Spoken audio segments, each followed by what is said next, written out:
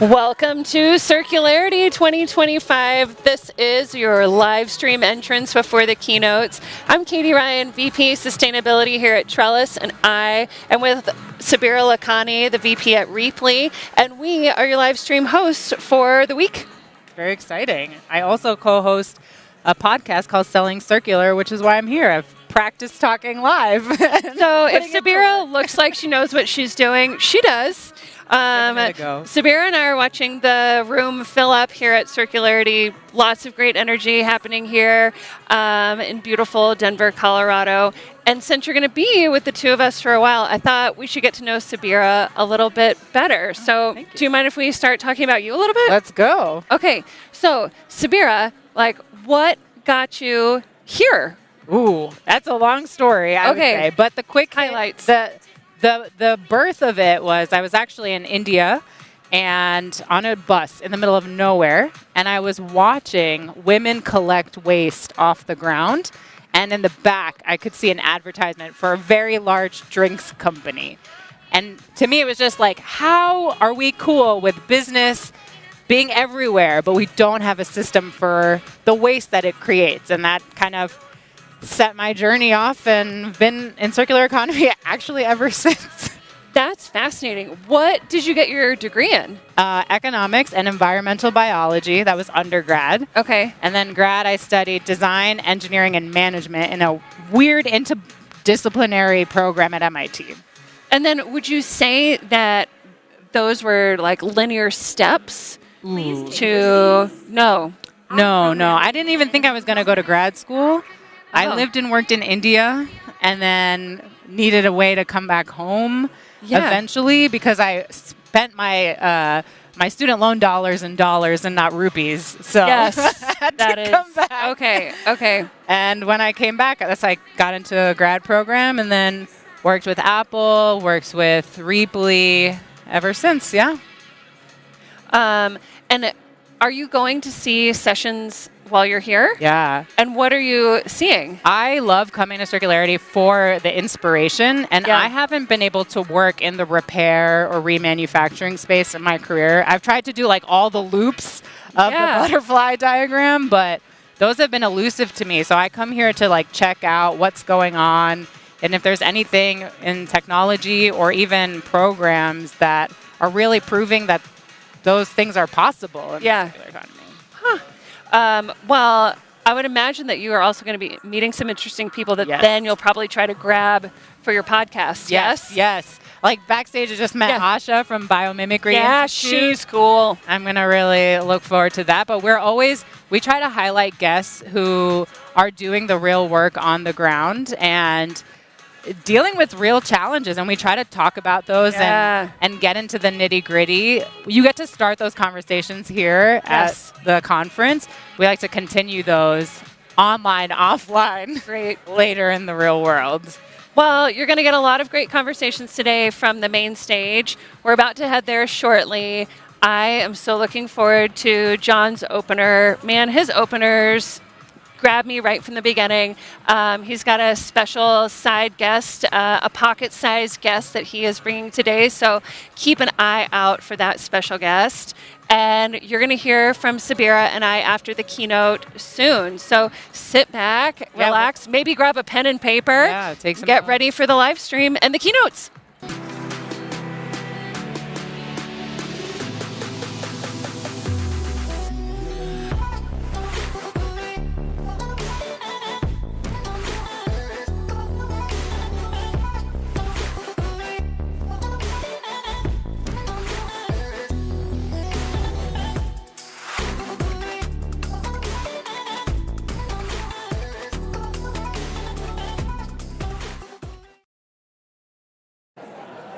Please welcome to the stage, VP of Circularity, Trellis Group, John Schmaya. Hello, everyone. Is my microphone working? Can you hear me? Oh, there it is. Wow, it's very bright in here. I was not expecting that. Hello, everybody. Please find a seat. There are seats on the edges. There are seats in the front. There are seats everywhere. Welcome to Circularity 25. I have officially lost my voice, so I'm going to struggle through this. But it's so good to see so many old friends, have the opportunity to make some new friends, and maybe even make a few new enemies this week at this conference. Don't get on my bad side, I hold grudges. I appreciate that you're all really busy, and making the time to share this space with us in Denver is not easy, so we appreciate you being here. I also wanted to welcome our live stream audience watching out there from offices, basements, outdoor spaces, wherever around the world. We are so glad you're here. Today on the keynote stage, we're going to dig in on some fundamental schools of thought that help us understand the circular economy today, and that can help us guide our thinking as we plan strategies for our own companies to transition to a circular economy. We're going to welcome experts on indigenous knowledge, green chemistry, biomimicry, and cradle-to-cradle design to this stage to share their big ideas and inspirations with us. Tomorrow, we're going to focus a little bit more on what's happening within the economy all over the place, from footwear companies to circular startups, tech giants to our emerging leaders. Before we get into it today, though, I wanted to welcome our material recovery partner, Replenish, to the stage to talk about our zero waste efforts here at the event. So please join me in welcoming Phoebe Yu, Replenish's head of client success, to fill you in on how you can help out this week to make sure we're not sending stuff to the landfill. Phoebe.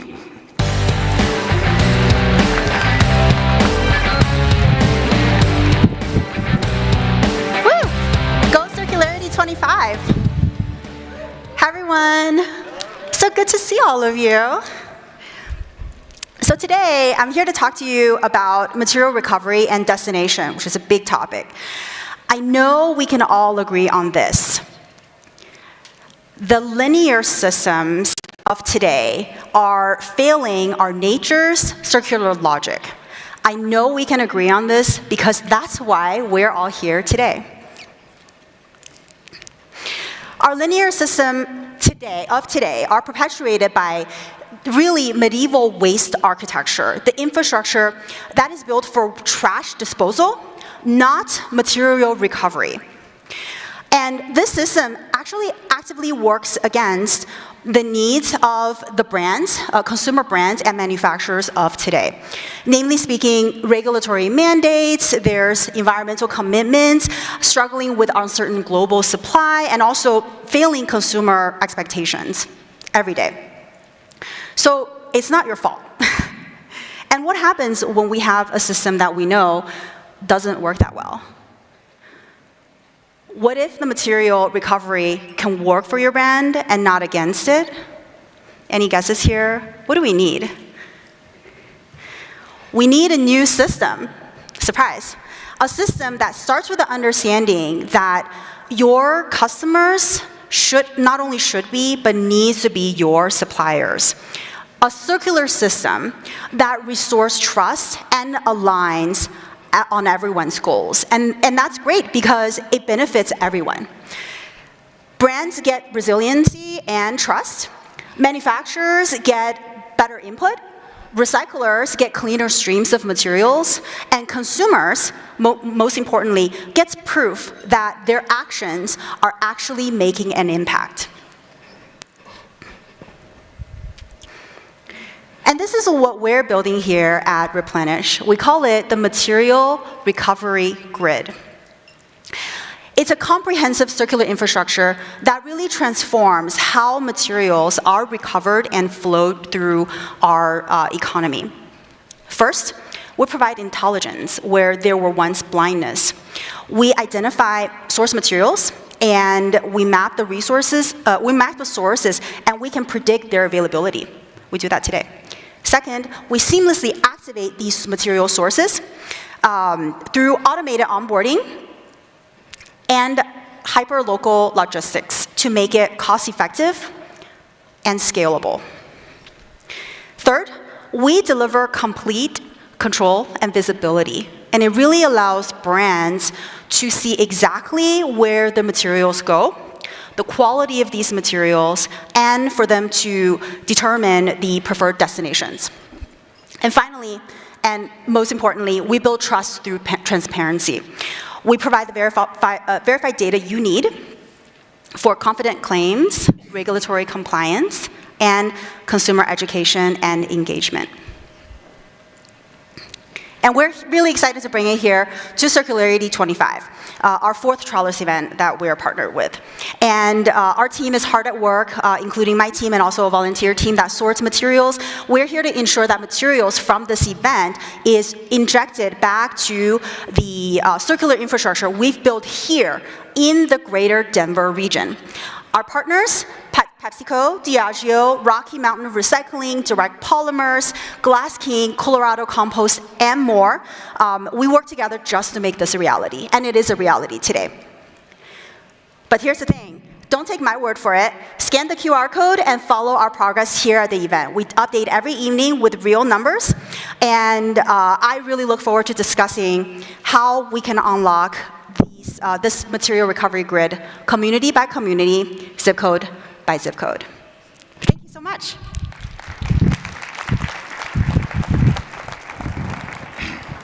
All right, thank you, Phoebe. Now, everyone, we've done a really good job of minimizing waste to landfill at past circularity events, so please don't be the group that messes it up. That actually might be what makes me some enemies this week. If I see you putting things in the wrong bins, you will get yelled at. All right, so today I brought a small friend to the stage with me. Everyone, this is Hedgie. Not sure if you can see him because he is quite small, but he's up on the screen now. Hedgie belongs to my 5-year-old daughter, Sophie, but he spends a lot of time with me on the road when I'm away for work. In the 3 years since I joined Trellis, he's been on some amazing adventures. He's gone with me to India, Sweden, North Korea, and even amazing places like Hartford and Detroit. Sorry for anybody who's from those places. No matter where Hedgie goes with me, though, the conversation when I get home is always very similar. Sophie says, "Dad, did you remember to bring Hedgie home?" And I say, "Yes, Sophie, I would never leave Hedgie." And she said, "Did he have fun in South Korea?" I say, "Yeah, Hedgie has fun everywhere I bring him. He goes everywhere with me." And then she always asks, "What did he see?" And until recently, that was a really easy answer for me. I would tell Sophie that Hedgie saw what I saw: amazing architecture, new kinds of food, bustling streets, the list goes on, all the things you see when you travel. That is until, for unrelated reasons, I got interested in the concept of Umwelt. And I started to dig deeper into this, and you see, we often anthropomorphize animals, stuffed animals, rocks, other inanimate objects, when in fact, every animal perceives the world in its own way. An organism's Umwelt is its own portal into experiencing the world around it. Hedgie, as an example, of course, if he were a real hedgehog and not a stuffed animal, would have really poor eyesight. He'd only be able to make out movement, light, and the broad outlines of his surroundings using vision alone. Instead, Hedgie would rely on his senses of smell, sound, and touch to experience the world. So in India, for example, Hedgie would be overwhelmed by the smells of new food, plants, and animals. He may recognize the knockoff of curry that we have at our own house in Minnesota and be like, "Oh, that's kind of familiar." In Stockholm, Hedgie would hear the sounds of a bustling urban center. He'd hear ABBA blasting on speakers everywhere we go. And that's not even really that much of a joke. He'd hear a new language, the various waterways that wind throughout the city. His soundscape would be totally different than it is where I live. And even though hedgehogs are only native to Europe, Africa, and Asia, Hedgie may have felt somewhat at home in Detroit when it comes to his sense of touch. You see, hedgehogs have actually adapted quite well to urban environments. They can be found in city parks, city streets. This was a walk Hedgie and I took in a park in Detroit, and he got a little tired, so we had to take a rest by the river. In other words, though, Hedgie's experience, if you were a real hedgehog and not a stuffy, would be significantly different than my own. Now, this revelation got me thinking about people. We're all the same species, of course, and therefore our Umwelten should be very similar. But because of the society we've built, our advanced brains, our educational backgrounds and upbringings, we all bring a different perspective to every situation we face. These varied perceptions and perspectives all play a role in how we approach the transition to a circular economy. The people in this room bring with them different levels of expertise and experience. They bring with them the the perspectives of the sectors they work in, the companies they work for, how our brains are wired for science and numbers or stories and images, and the list goes on. It makes me think of the 4 different levels of vision as defined by biologist Dan Eric Nilsson that I recently read about in An Immense World. If you haven't read this book, I can't recommend it highly enough. Everybody I know has heard me say this 100 times in the last 6 months. An amazing book. But when we first get interested in circularity and in transitioning away from this linear economy, most of us picture recycling. It's the natural place to start, right? It's how we grew up. We were putting stuff in the bins. We were recycling. But much like the first level of vision, which is only the ability to sense light, it's overly simplistic and it misses a big portion of the picture. Now, stage 2 vision is when we can start to discern the direction of light based on shadowing. This is the circular economy equivalent, in my opinion, of widening the end-of-use aperture to include things like refurbishment, reuse, resale, remanufacturing, and the list goes on. Stage 3 vision, if I can get there, is when shaded photoreceptors cluster together into groups, allowing a species to knit information into an actual image. This is what scientists generally start to refer to as real vision, and it's kind of akin to when we start to think about the whole system in a circular economy, all the way from extraction of materials till end of use. And so at this point, we're making a significant leap in complexity and in our ability to solve problems. Now, stage 4 vision is much more rare and has only been developed by those species that need it to survive and thrive. The vision is much better at resolving detail and is often used to guide motions. Think of the way that us sighted humans sew or knit, or the way chimpanzees clean and groom each other using vision to guide their hands. For our species and for the planet to survive and thrive into the future, we must hone and deploy stage 4-like vision for the transition to a circular economy. Now, stage 4 vision is thought to have come about with the Cambrian explosion about 540 million years ago. During this time, the animal kingdom dramatically diversified through a flurry of evolutionary innovation.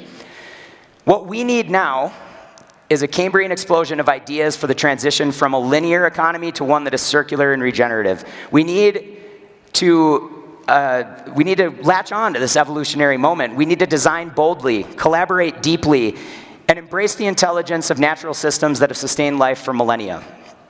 And just like stage 4 vision wasn't just a big leap, but in fact a really precise adaptation, we need to get specific, tactical, detailed, and focused on solving real business and planet-relevant problems.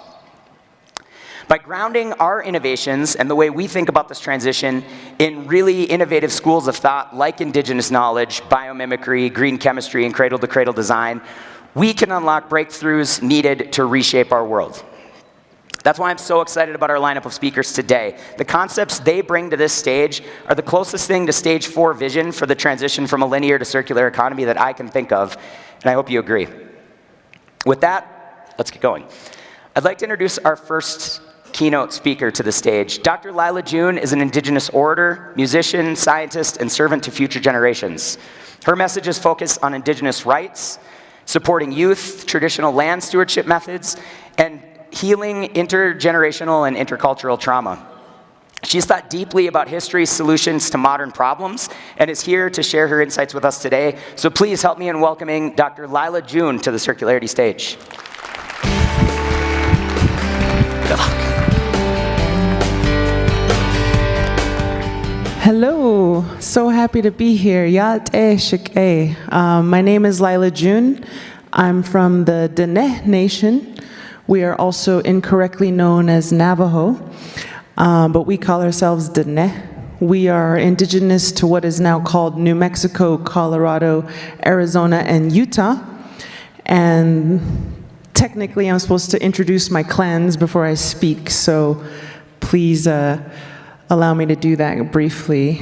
Yat e shik e aro shidene e she nanisht ejet kachitin shle aro tsetses bashishchin ashihe deshichedo belagana e deshanale akwit ego dene astanin shle.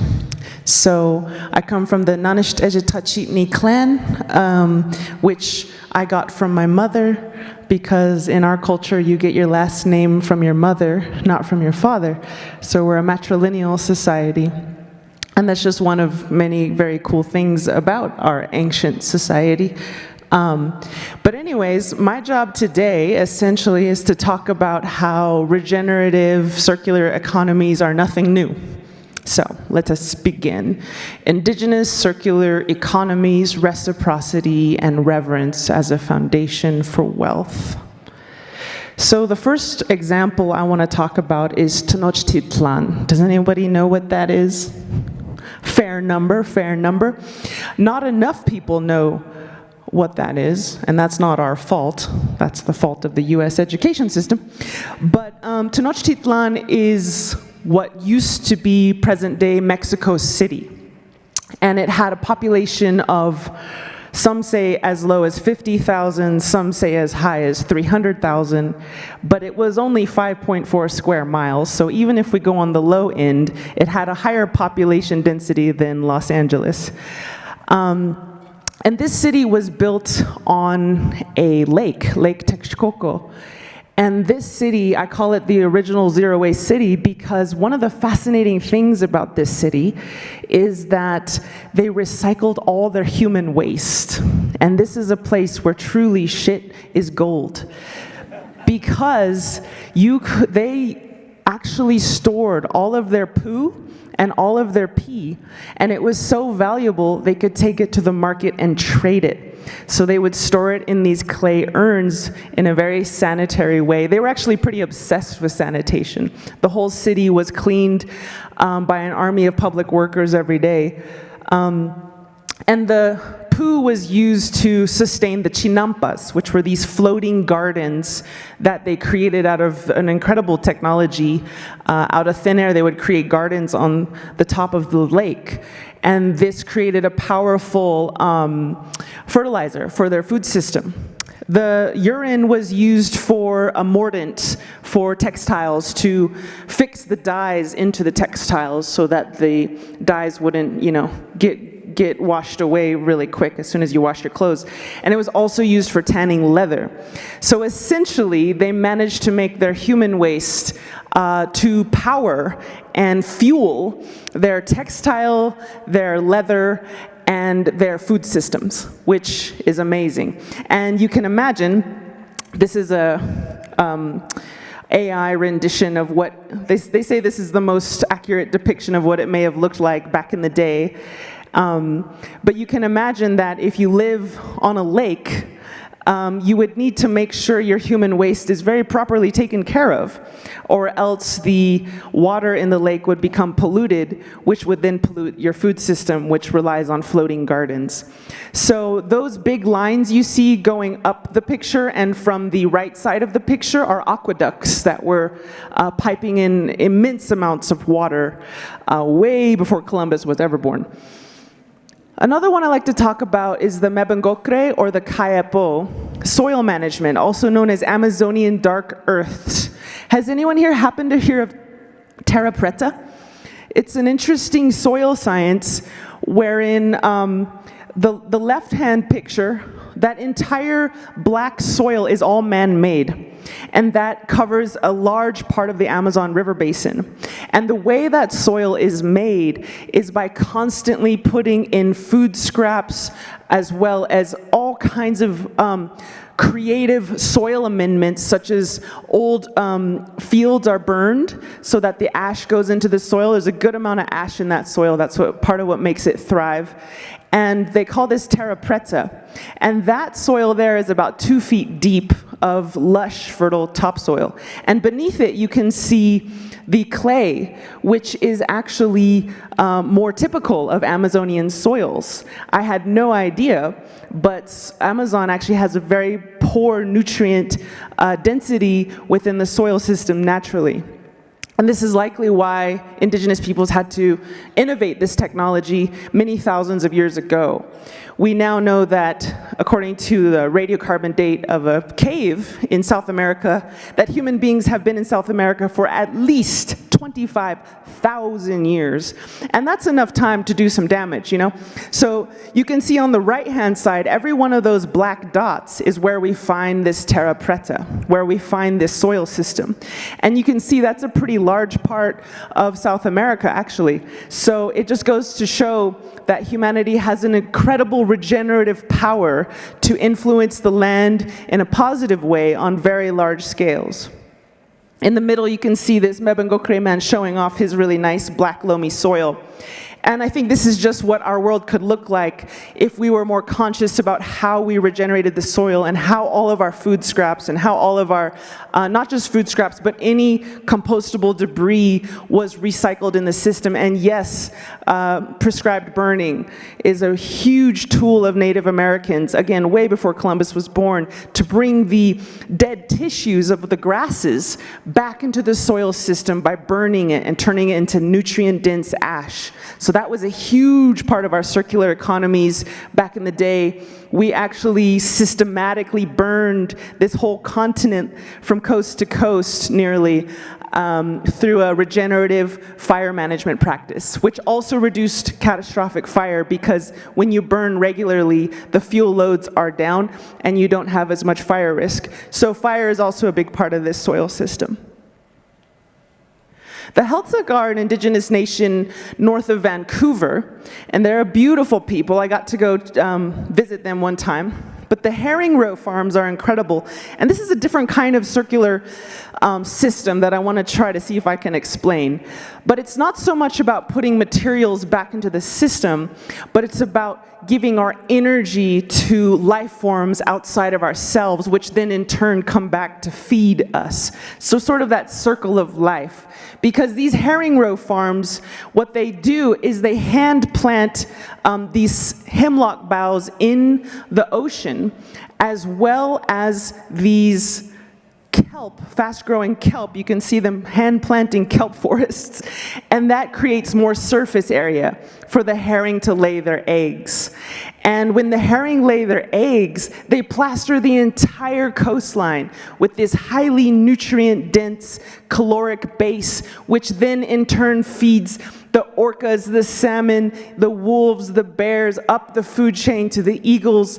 And so in that sense, they understood if we can build up the herring, which is the foundation of the whole food web, we can feed the whole system. And then in turn, that system feeds us.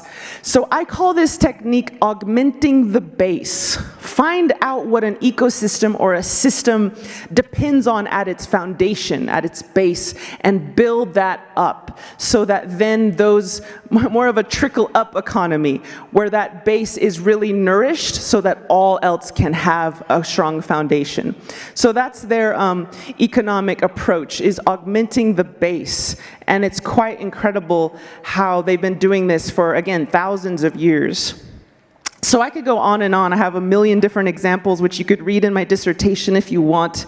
But I really like what this talks about in terms of our humanity. And it really repaints humanity from a virus to Homo sapiens being a gift, human beings being a keystone species.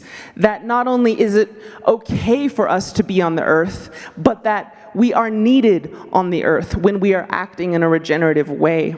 And Mother Earth not only tolerates us, but she needs us to take up our ecological role, which was to do things like this that you saw in these examples, to help and to assist ecosystems, and in ways that only human beings can do, which is very fascinating, I think. So I like to just quickly talk about hardware versus software.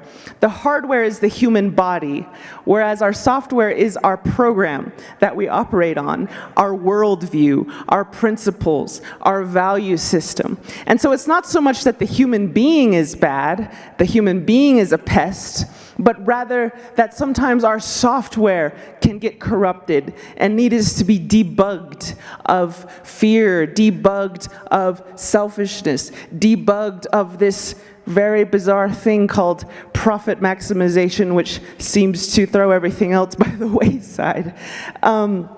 But in any case, I like to honor each of you because what I feel like we're doing today is we're really gardening our software so that we can be better equipped to garden the outer landscape when we tend to the inner landscape, which is our values and our principles. So this is the Anishinaabe 7 grandfather teachings, a value system example.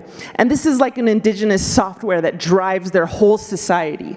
Honesty, humility, wisdom, love, bravery, respect, truth. Those were the 7 grandfather, and still are, of the Anishinaabe, also known as Ojibwe, also known as Cree. Sometimes we have a lot of names because they didn't learn our real name the first time, but that's a whole other point. But anyways, this value system is what every single person was responsible with inculcating in the next generation. So you can imagine, what would our world look like if this was our software? If this was the disk that you put into everyone and what they ran on. They also have an animal that emblemizes each of the 7 grandfather teachings. And you'll note that Sasquatch emblemizes honesty, interestingly. So for all the Sasquatch fans out there, he is real. So generally speaking, in all my research, Indigenous regenerative ecosystem design, or IRED, software, what I found, the driving values, the driving software that moves Indigenous hardware is these 7 things. Respect for life, for the earth, reverence for life and the earth, reciprocity with the earth, responsibility to the earth, relationality or kinship with life, restraint, not taking more than we need, and regeneration, making sure we leave every place better than we found it. So I know these things all seem very simple, but they are some of the greatest technologies in the universe if we can remember how to tap into them and allow it to transform our society in a good way for future generations. So I think that's all I got. Thank you all for your time, and have a beautiful, wonderful day. And thank you for your work in the world. I really appreciate everything you guys do. Thanks, Lila. Thank you, Lila. That was amazing. Next on the Circularity stage, it is my great pleasure to welcome a longtime friend and absolute legend in the chemistry community. Dr. John Warner is one of the founders of the field of green chemistry. He wrote the book that provides the definition and the 12 principles of green chemistry in 1998 with his friend Paul Anastas. And I was lucky enough to meet John back when I first started in this green chemistry space, maybe in 2013 or 2014. And I'm always excited to hear him talk. As an industrial chemist, he has over 360 patents and has worked with hundreds of companies worldwide. He received the Perkin Medal, which was a really big deal back in 2014 from the Society of Industrial Chemistry. So please join me in welcoming Dr. John Warner to the Circularity stage. Have fun out there. Thank you. Thank you. Well, thank you, John. Hi, I'm John too, with an H. I had all the stuff planned to come out and talk to you about, but I had a conversation with Hedgie back there before this, and he completely derailed me talking about other things, so I apologize if I'm a little bit confused here, but you know, it's interesting. One of the things that Hedgie said to me is, "You've been at this for a long time, John. How's it going?" And I was thinking about that, and I go, it's a blessing to have such an amazing community. There's so many people, there's so many things going on. The data points are enormous. But one of the consequences of this enormous number of data points is, how do you interpret it? And I was saying, you know, if I wake up in the morning and I say, everything is amazing, there's so many cool things going on, there's enough data points to support that perspective. But if I wake up in the morning and say everything is terrible, everything's going to hell, nothing's working out, there's enough data points to support that perspective as well. And so I think we got to realize that in a situation like this, how we face the future is just as important as all these data points, because there's just so much data out there. So how do we move forward? Because I think we can agree there's a long way to go. All right? And the way that I've been looking at it is, there's a progression. I think early on in our world of circularity and sustainability, we focused a lot on the why. There's a lot of pictures of horrible things, you know, devastations in the environment, you know, things happening to human health and things like that. And we said, do you need a reason? Here's a reason, here's a reason. This is why we need to do it. Then it kind of evolved into what? What should we do? How are we going to measure? How are we going to characterize? How are we going to remediate? How are we going to report this information? And I think we're kind of in the middle of that. But we need to cross over from the why, from the what, to the how. And the how is still what's kind of worrying me. If everyone tomorrow woke up and said, we're done, we're going to do circularity, we're going to do sustainability, we're doing it. Every individual, every retailer, every brand, every manufacturer said, that's it, we're doing it. I would argue that maybe we can achieve maybe 10%. 90% of the technologies we need for a circular economy haven't been invented yet. This isn't an epic battle of good and evil. There is a fundamental molecular mechanistic impasse that we're at. You know, that the process of creating a new product, we have all these designers, all these inventors, these engineers, these people constructing new products. And the imagination is amazing.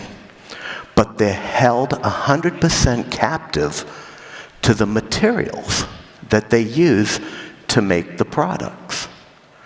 And if the materials aren't circular, if the materials aren't sustainable, there's no way that you can formulate, glue, weld, sew, and make a circular, sustainable product if the materials aren't sustainable.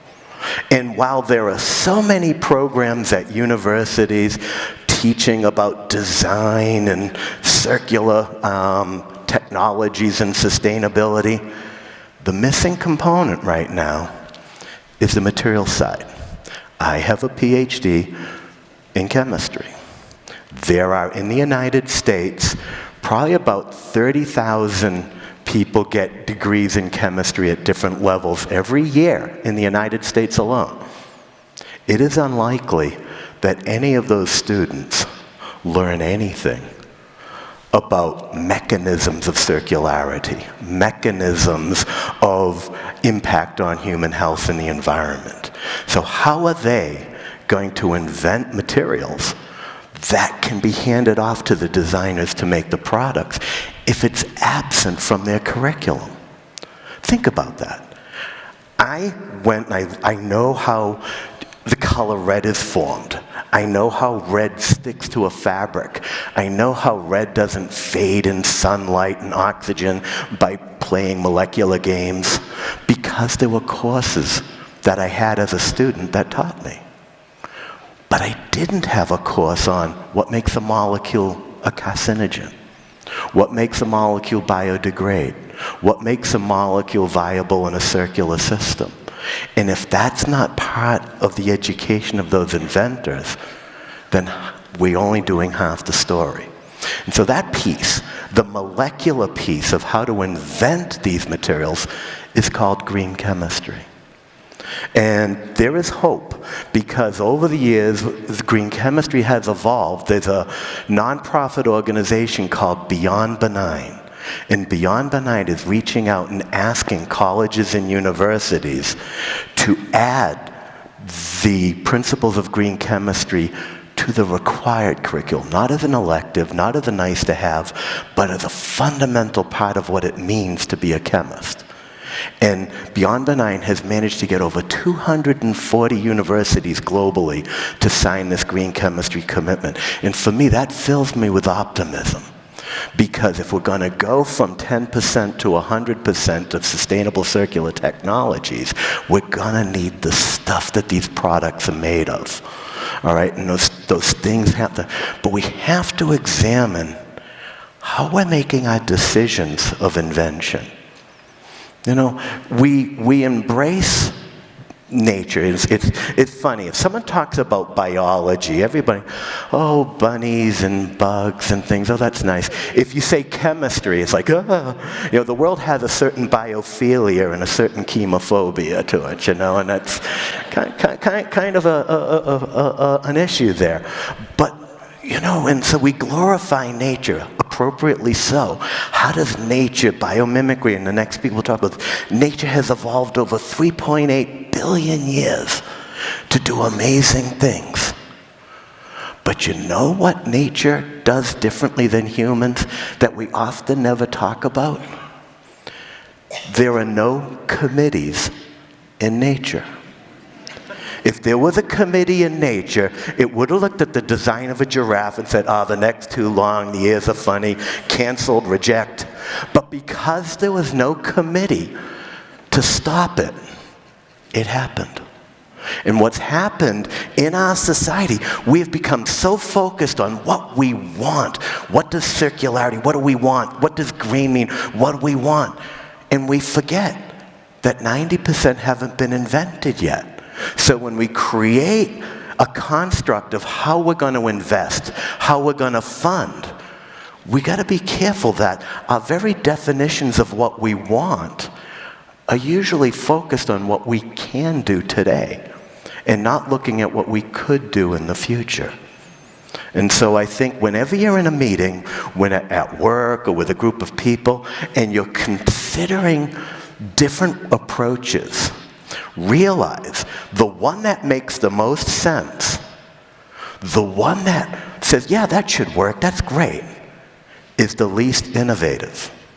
And the one that's challenging and you go, I'm not sure that that's going to work, that's the more creative. But what we're doing is we're funding the things that are the easy things. And it's time to work on the difficult and hard things. And that's going to have to change the way we evaluate how we work together and what we do in the future. We get to take intellectual risk. And it's interesting, because Einstein said no problem can be solved at the same level of awareness that created it. This is a clarion call for diversity and inclusiveness in the molecular sciences. And to be inclusive and to respect diversity, we've got to look at our evaluative criteria and ask ourselves, is our very levels of expectation holding us back? Just something to think about. Thank you.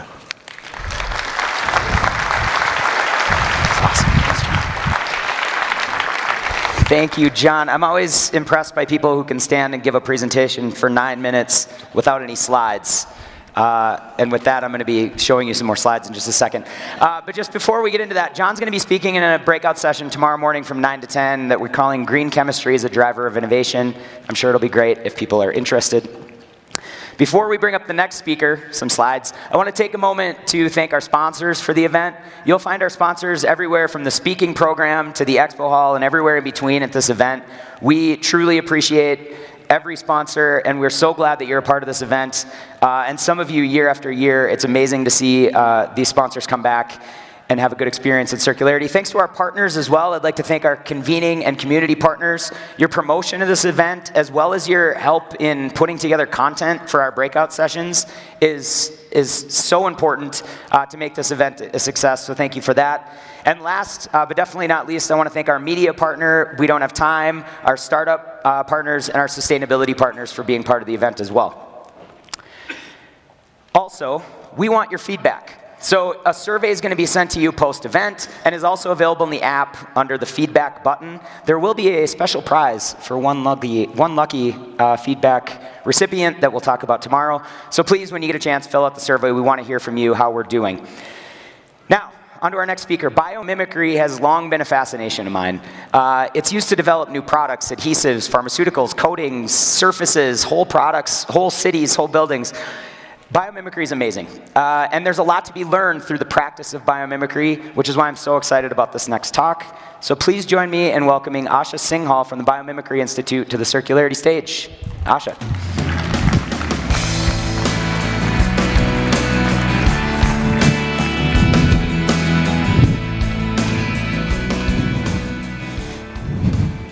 Hello. I'm Asha, and I'm just so deeply honored to be here with you all today. Let's take a deep breath together.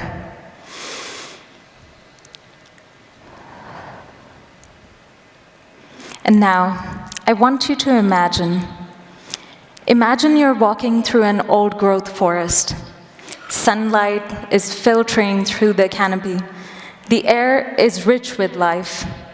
Every leaf that falls, every twig on the floor, it's all nourishment. None of this is waste.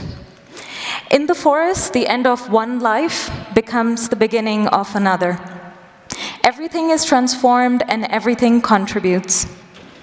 Now, take a moment to ask yourself, what if our human-designed systems work the same way? This isn't just poetic, it's a necessity. We are living in a world that is deeply misaligned with what we hope to leave behind. I'm currently working on an initiative within the textile industry, and one thing it has made me acutely aware of is the staggering scale of waste we are creating. Each year, the fashion industry alone discards about 92 million tons of textile waste. That's about one garbage truck dumped in the landfills every second. Since I began this talk, roughly 80 trucks have been dumped in the landfills. And this is just one fact from one single industry. This waste, just like everything else on this planet, flows. And it ends up with those who did the least to create it, like on the beaches in Ghana, in the desert in Chile. We are no longer just approaching our planetary boundaries, we are breaching them, several of them. We are surrounded by mountains of waste, waste that nature would not consider as nutrients, but as toxins. This clearly isn't working. We stand at a crossroads. The choices we make today will echo for generations, affecting not just us, but those who will inherit this earth for centuries to come. The question becomes, what kind of ancestors do we want to be? What kind of ancestors do we choose to be? That is where biomimicry comes in for me. When I first stepped into this field, I was reminded of how young I am. And I don't mean just me right now, but us humans as a species. In the grand scheme of deep evolutionary time, we're an incredibly young species, marked by the dot right at the tip of this spiral. We're still learning. My hope lies in bringing this awareness to the work that I do, to face these challenges with openness and curiosity, along with the urgency and compassion that our planet needs. To weave a future that learns from those who have been here longer than us. Nature has been regenerating for 3.8 billion years. There are lessons that it holds for us in learning how to be a good ancestor, how to steward this future. Biomimicry is not just about copying nature, it's about learning from it. Learning how to create systems that are resilient, circular, and life-enhancing. Nature's principles guide us towards a truly circular economy, one where materials cycle like nutrients, and systems are designed to regenerate, not extract and deplete. As I continue working on this project, I'm fortunate enough to work with nature, not just as an inspiration, but as a design manual for how we can transform the fashion industry. Let's take a moment to come back to the forest. Now that is a fully functioning circular economy. In nature, there are no landfills. Waste from one system becomes a building block for another. A leaf that falls in the forest becomes food for critters or decomposes, and eventually fosters new growth and adds to the soil. Waste is not wasted. It turns into a resource, and decomposition provides the pathway for that circularity. Consider the tiny organisms that maintain the delicate balance of these ecosystems, the fungi, the bacteria, the insects. In nature's dynamic equilibrium, decomposers are just as important as the towering trees. Without them, fallen plants and animals would just accumulate, locking away nutrients and halting new life. When we create materials that these organisms can't recognize or break down, we disrupt this cycle. What if, instead of working against nature's decomposers, we learn to work with them, designing our products to be part of this cycle, not outside of it? At the Nature of Fashion initiative at the Biomimicry Institute, we are putting these principles into practice. We are implementing projects in Netherlands, Ghana, and Germany to transform mixed textile waste into materials that can support local industries and enrich ecosystems. We are working with Circular Economy in the Netherlands and Beneficial Design Institute in Germany. Their focus is on rethinking waste as a resource, diverting it away from landfills and incineration. They're leveraging local solutions to convert bottom fraction mixed textile waste into building blocks for other industries. In Ghana, the OR Foundation is testing bioreactors to break down textile waste, turning it into materials that are compatible with natural cycles. Not only is this putting decomposition into action, it is also helping us understand how this needs to loop back and inform the design and production processes.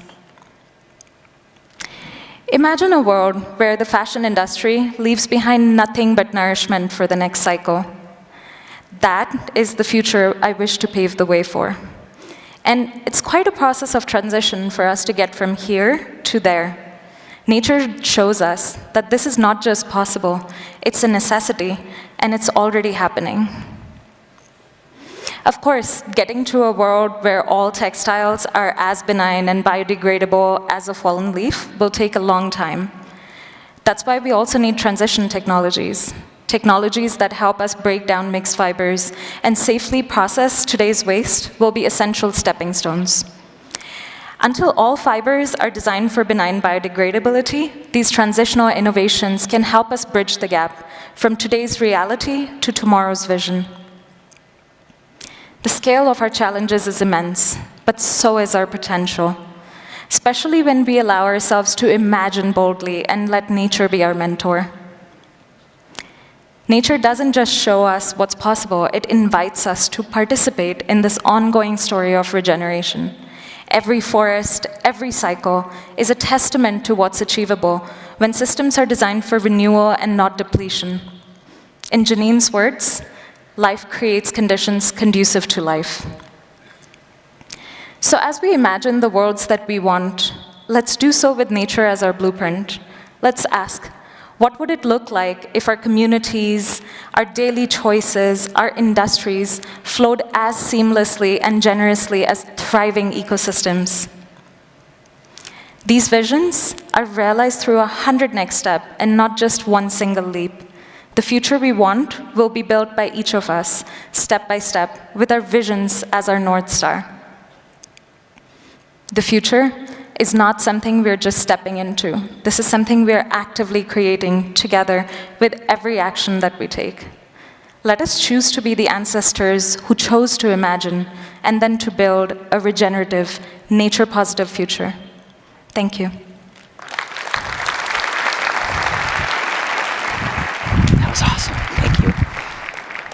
Wow, apparently if you want really beautiful slides, ask Asha. Wow, I was gobsmacked by those in the backstage. Asha will also be participating in a breakout session called the Regenerative Textile Value Chain tomorrow from 4:30 to 5:30, so be sure to check that out. Our next speaker on the Circularity stage and I go way back. A bit of a backstory before I bring him up. When I was working on my PhD in inorganic chemistry, I admittedly did not have a lot of time to read anything except academic journal articles. It was terrible. So when I got an interview to be the environmental chemist at a company called Steelcase, I had two big questions. One, what the hell is Steelcase? Turns out it's the largest office manufacturer in the world. I probably should have known that. Number two, why are they hiring a chemist? Well, it turns out they were certifying a ton of products to a program called Cradle to Cradle, which had a very robust material health requirement. And this certification was based on a book by two guys that I had never heard of at the time. One is actually a chemist, Michael Braungart. The other, a globally recognized leader in sustainable design and development, Bill McDonough. So with that knowledge in tow, I took the weekend before my interview at Steelcase to read Cradle to Cradle, Remaking the Way We Make Things. And it changed the way I thought about products and design forever. It also probably landed me that job, if I'm being honest. And when I met Bill for the first time in 2013, he was gracious enough to sign a copy of his Michael's second book, The Upcycle, for me. And I'm hoping maybe today, once we get done, he'll sign my copy of Cradle to Cradle as well, so I've got the full set. Anyway, enough about my fan club history with Bill. He's an architect, a designer, and has advised leaders from some of the world's most recognizable companies. He's been involved in the World Economic Forum for 25 plus years. He has presented his circular carbon economy as a design framework to the G20, and Time Magazine recognized him as a hero for the planet in 2019. With that, please welcome Bill McDonough to the Circularity stage.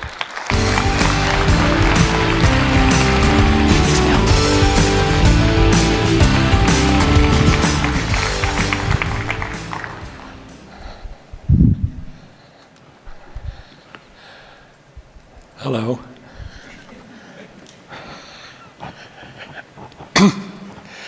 How many people here have read Cradle to Cradle? That's a good start. I've only got 9 minutes. Here we go. I'm going to go very fast and show lots of pictures. So, I'd like to start with this question. This is the question I like to ask when I start a project. How do we love all the children of all species for all time? This will become the question of the new institute we're forming to take our design philosophies out to people around the world who want to learn from them and add to them. I'm a designer. Design is the first signal of human intention. So what are our intentions? In 1991, I wrote the Hanover Principles for the city of Hanover, Germany, to guide the World's Fair.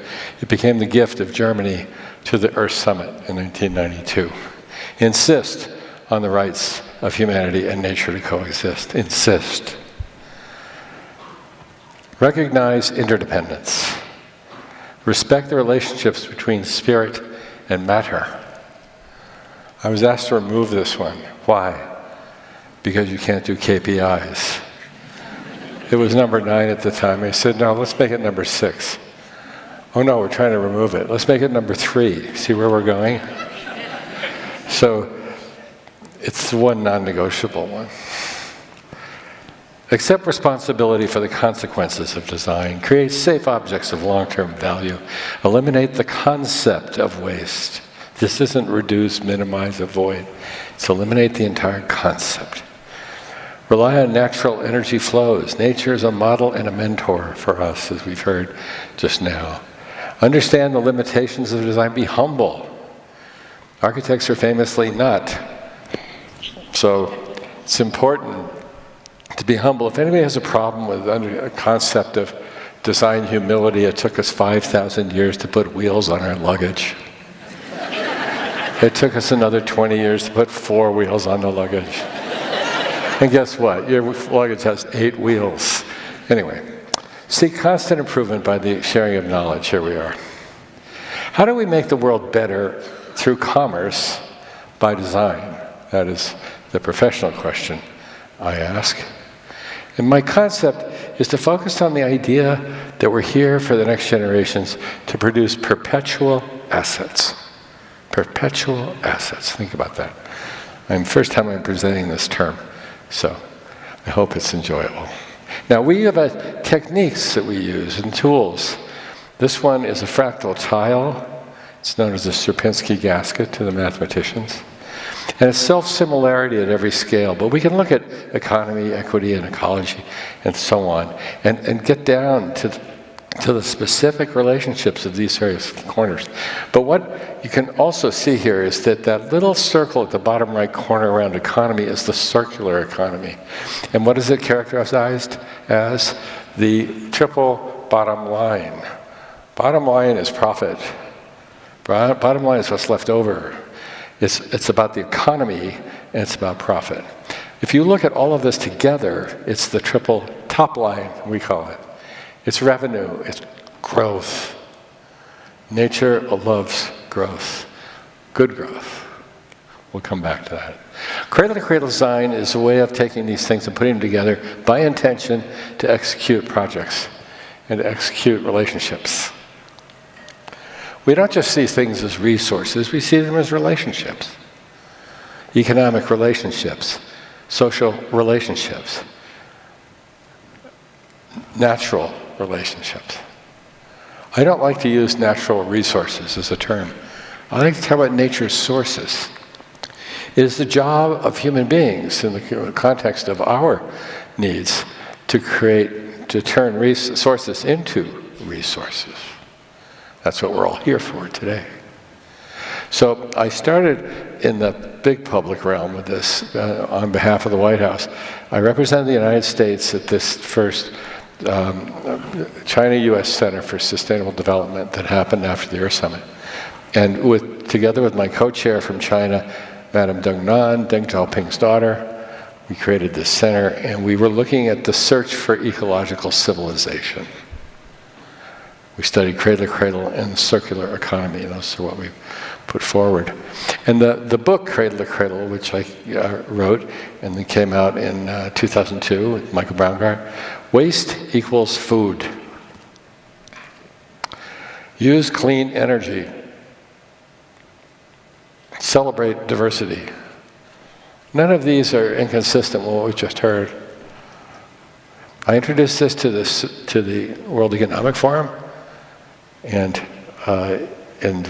had an effective transformation because I was chairing the first meta-council on circular economy, in the first meta-council at the World Economic Forum.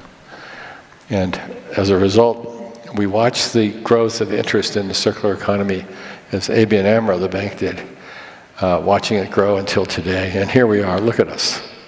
Look at this, isn't this magnificent? When we started, it was like the circular what? Think about that.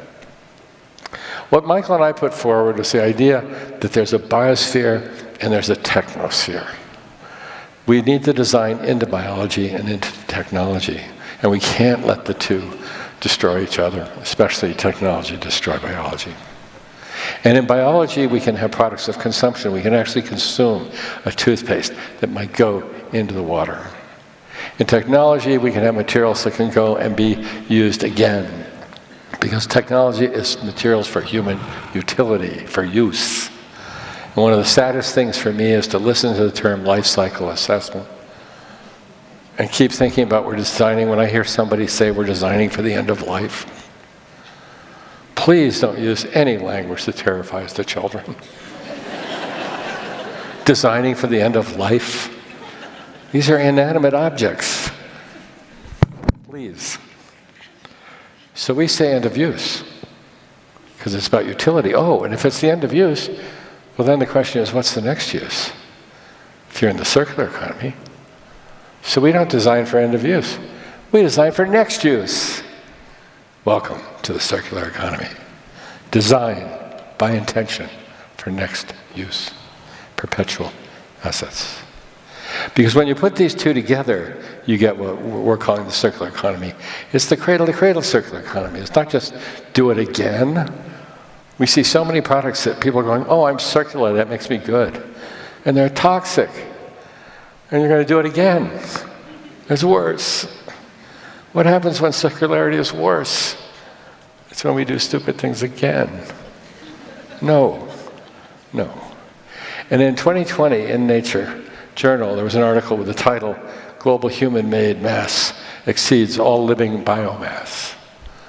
The dry mass weight of human technology, this, is greater than life itself. If you weigh all the living things and all the inanimate things made by humans, we weigh more. The technology now is bigger than biology. So, Cradle to Cradle is about quality. Then it has circular in it, but we want safe, then circular.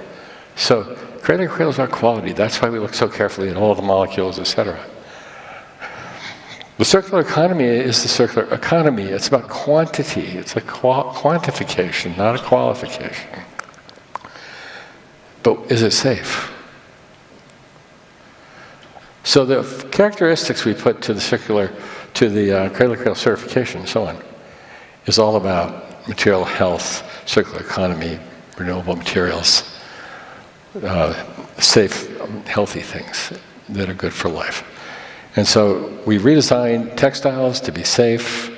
We work with companies in personal care, fabrics, Imagine, these are the high-quality products. This carpet, Shaw Industries, is now, I think, the most exquisite technical nutrient story. Look at their performance.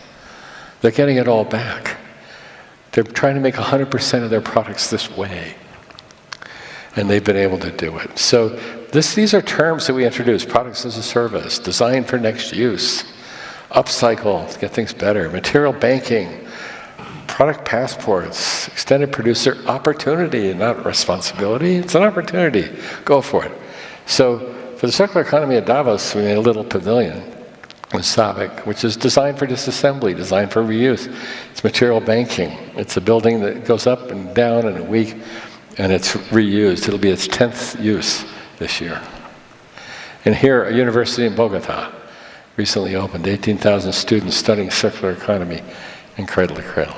Imagine. The building is fun. It's like a tree. It's thin. It's like leaves. On the back are 8 chimneys. That is the ventilation system and air conditioning system for the entire building. Solar powered. Carbon is not the enemy. We've now go around talking about carbon is bad. That's crazy. Living carbon is a good thing. Durable carbon is a useful thing. And fugitive carbon is a terror. It's a toxin. A toxin, by definition, is a material in the wrong place, wrong dose, wrong duration. CO2 in the atmosphere has become a toxin. It's poison. And the hard part about the circular economy with carbon is it's both the material and the fuel.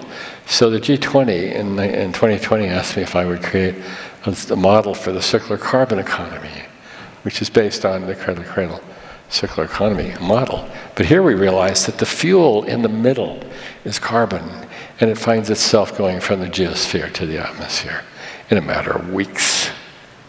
It's horrifying. The G20 endorsed this approach. It became the national energy plan of Saudi Arabia. And part of this is that all sustainability is local. You look at the Burj Khalifa in Dubai. Where did the sand come from to build this building? Australia. If the height of stupid in the last century was shipping coal to Newcastle, where the coal came from, how about sand to the Middle East from 11,000 miles away in freighters, a $20 a ton commodity? There's a sand crisis all over the world now. What about those sand dunes? You can't use dune sand for concrete. So we got to work on that, and we figured it out. You can now use sand dune for sand. Scientists. It's been adopted by the nation for their program, because why are we burning fossil fuels to move sand around? This will reduce the emissions from construction by 60%, right on the front line. And we can keep going. So we're looking for safe, shared, and enduring abundance and the creation of perpetual assets at all scales. Because nature doesn't have a design problem. People do. Thank you.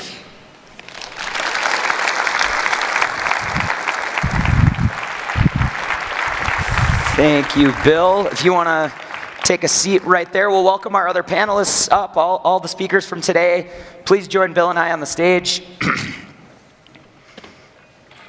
Don't worry, we'll wait for them. We're not going to start without them. Here they come. Move Hedgie out of my seat here. Lila, John, Asha, thank you so much for sticking around and rejoining us on the stage. And can we just give all 4 of our speakers one more round of applause?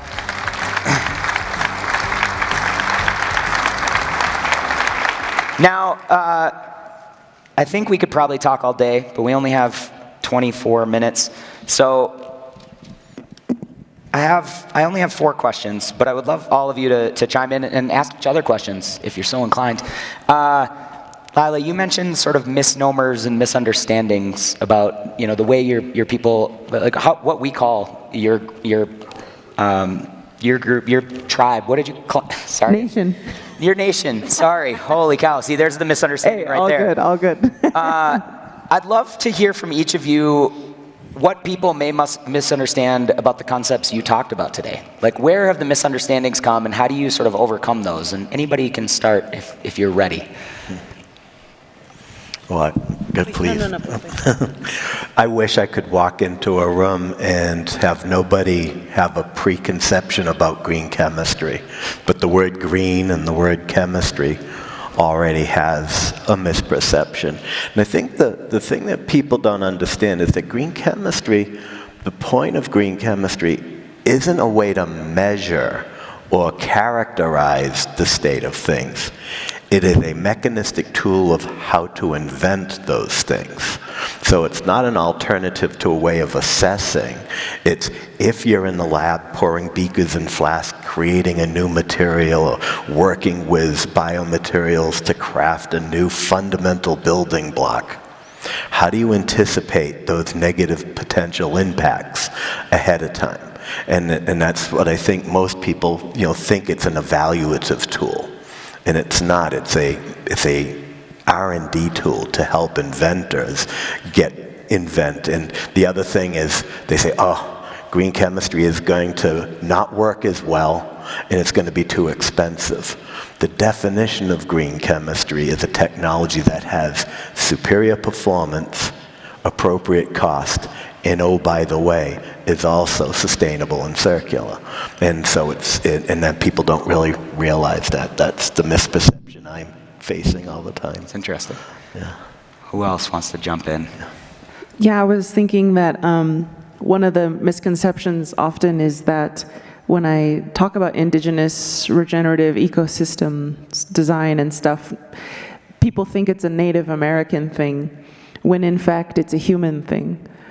Each and every one of us here, we have roots, indigenous roots to a place, or maybe places if you're multiracial like me.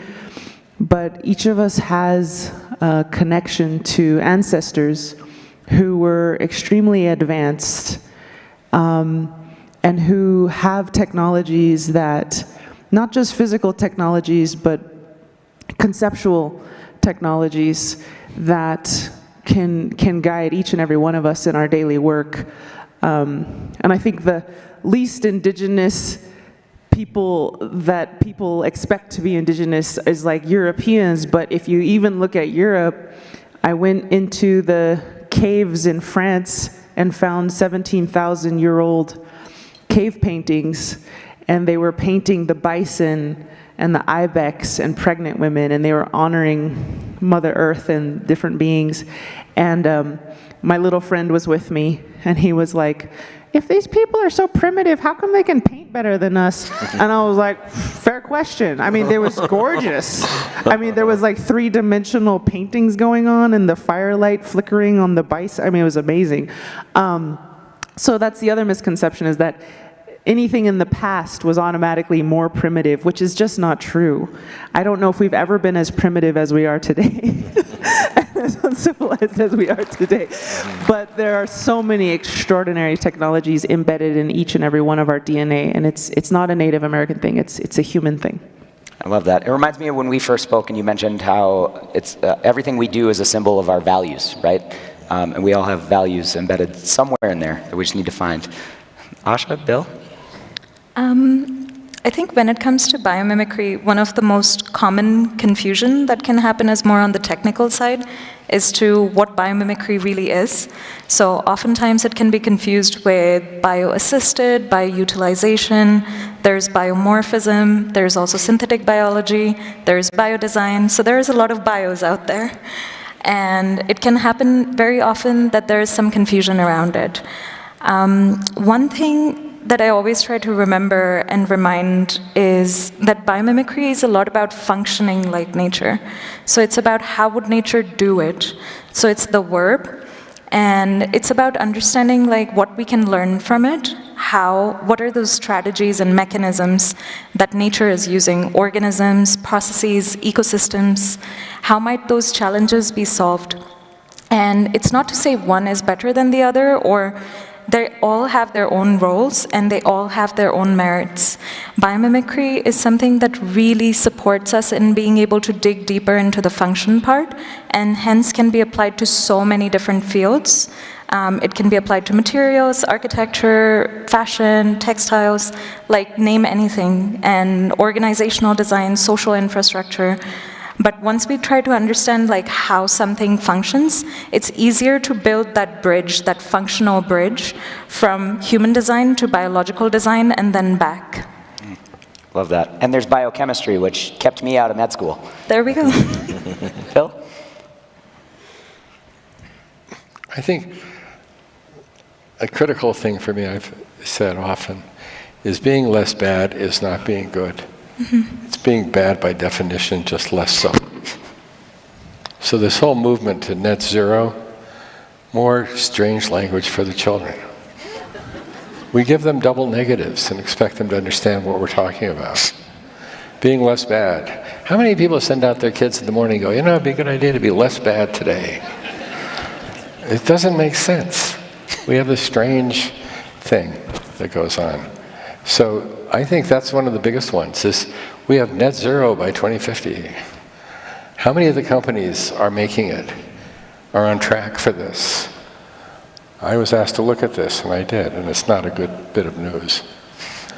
These are the kinds of goals, the ambitions that are easy to say and very hard to do, and really do need determination and care, and a design philosophy. And I think what we've heard today, too, is the thing that holds us all together is we're all coming from values, not value. So we're here to talk about circular economy, which sounds like numbers and science and things like that, but it isn't. It's about first values. What do we believe in? What is right? What is wrong? Before we start saying what is less, what is more. Right and wrong are more important than less and more, because if you're doing the wrong thing perfectly with Six Sigma, you can become perfectly wrong, you know? So this idea that we could be more good is really critical. And if we look at the relationship, say, between Plato and Aristotle, his student, Plato was interested in the human values, ethics, morals, and so on. And then he goes to principles, and then to visions, and to goals, and then strategies, and tactics, and then metrics. And this is Aristotle. Aristotle was looking for truth in number, in its science. Plato's looking for truth in meaning. And do you realize that if you start with value, numbers, you can't get to values. You get up to strategies and goals maybe, but you don't find yourself at the fundamental principles and the right and the wrong. You're still lost in the numbers. So my concern is that we don't get stuck in the numbers. That we start to imagine what it means for us all to love all the children of all species for all time. And really do think about what is the good, not just how to be less bad. Love that.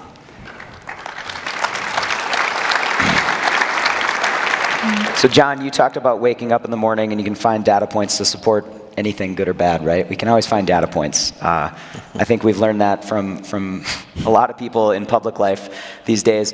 But I wonder if each of you has an example of a data point that shows that what you're doing, what you've devoted your careers to, is having a positive impact. And anyone can go first. I didn't tell them anything about what I was going to ask them. That's why there's this fun pause after we ask a question. That's a hard question. I think that, well, frankly, a lot of what I do is to help Native children have pride in who they are, because we're taught, that we're primitive and we're stupid and we're backward, and Europe is the pinnacle of civilization, and I know that couldn't be further from the truth, that we're all equal actually, and that we all have gifts and contributions to make. But I didn't know how advanced my ancestors were until I started digging into it. And I was like, wow, we don't just kind of have a cute thing to be proud of, like we have a lot to be proud of. So I think when Native youth come up to me and say, that my research changed them and helped them see more of their ancestors than they knew before, frankly, that's been one of my big metrics of success. Amazing. Yeah.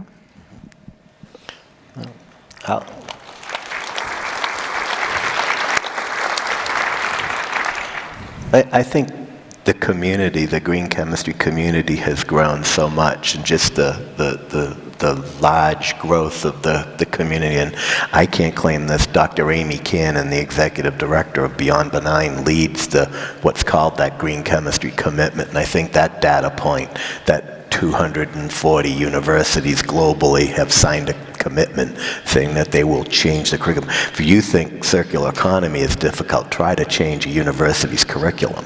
And Amy has managed to do that. And that's, interestingly enough, it's not the president of university, it's not the dean of the university, it's not the chair of the chemistry, it's the students. The students are going and saying, why aren't we being taught this? And that's just so cool to watch. It's amazing. Yeah. Asha?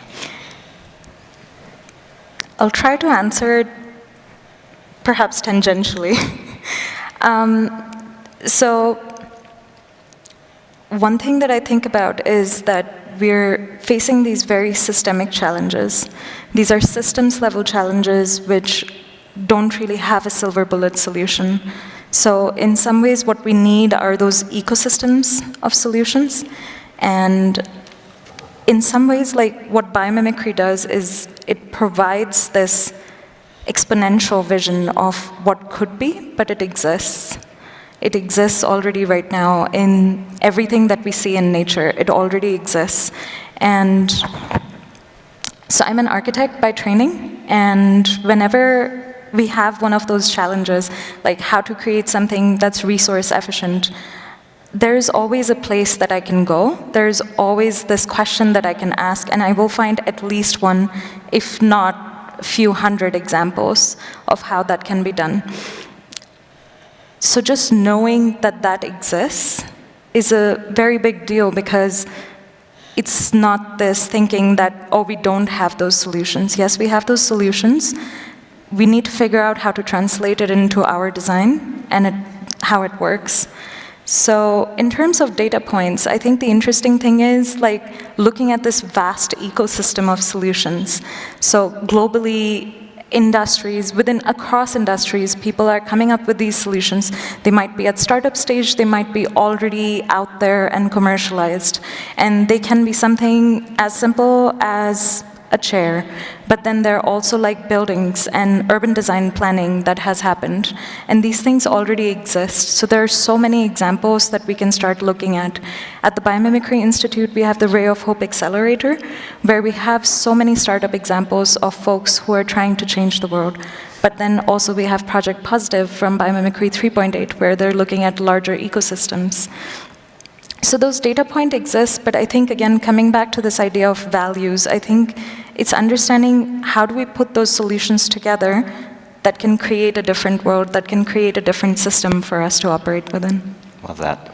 And Bill, you shared a couple success stories in your talk, but interested, as you look back on your career, what are the data points of success?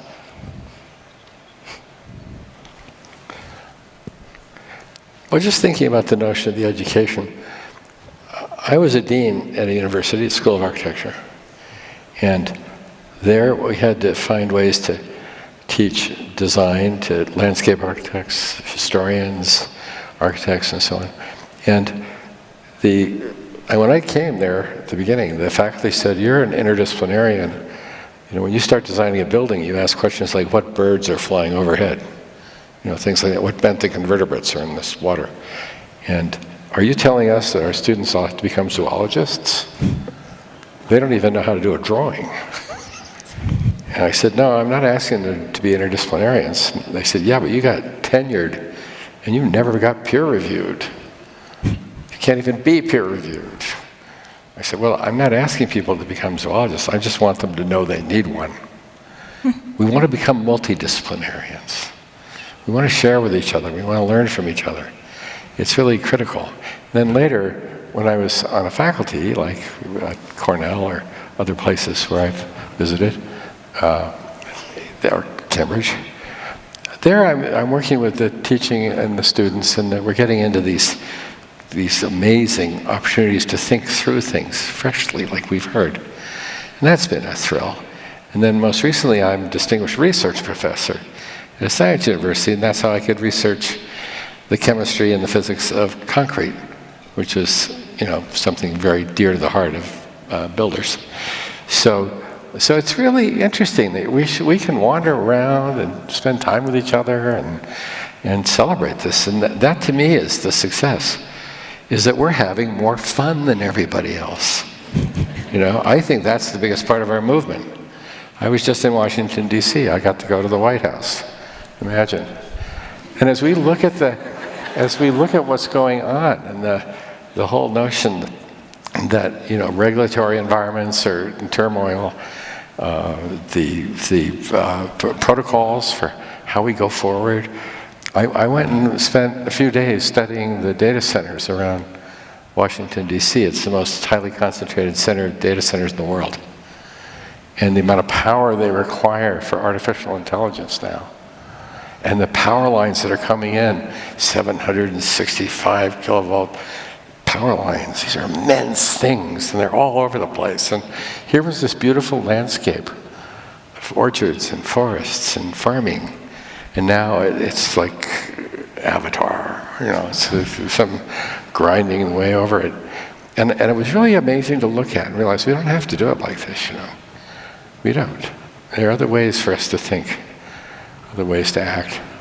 And what worries me is that the whole notion of artificial intelligence is interesting, but it's going to know everything, okay. But you know what? It doesn't know anybody. It's deep. This is people. And I think that I'm much more interested in watching natural wisdom come in on an equal footing to artificial intelligence. Because just because we have smart things doesn't mean it's wise. I think wisdom has to overtake intelligence now. Love that.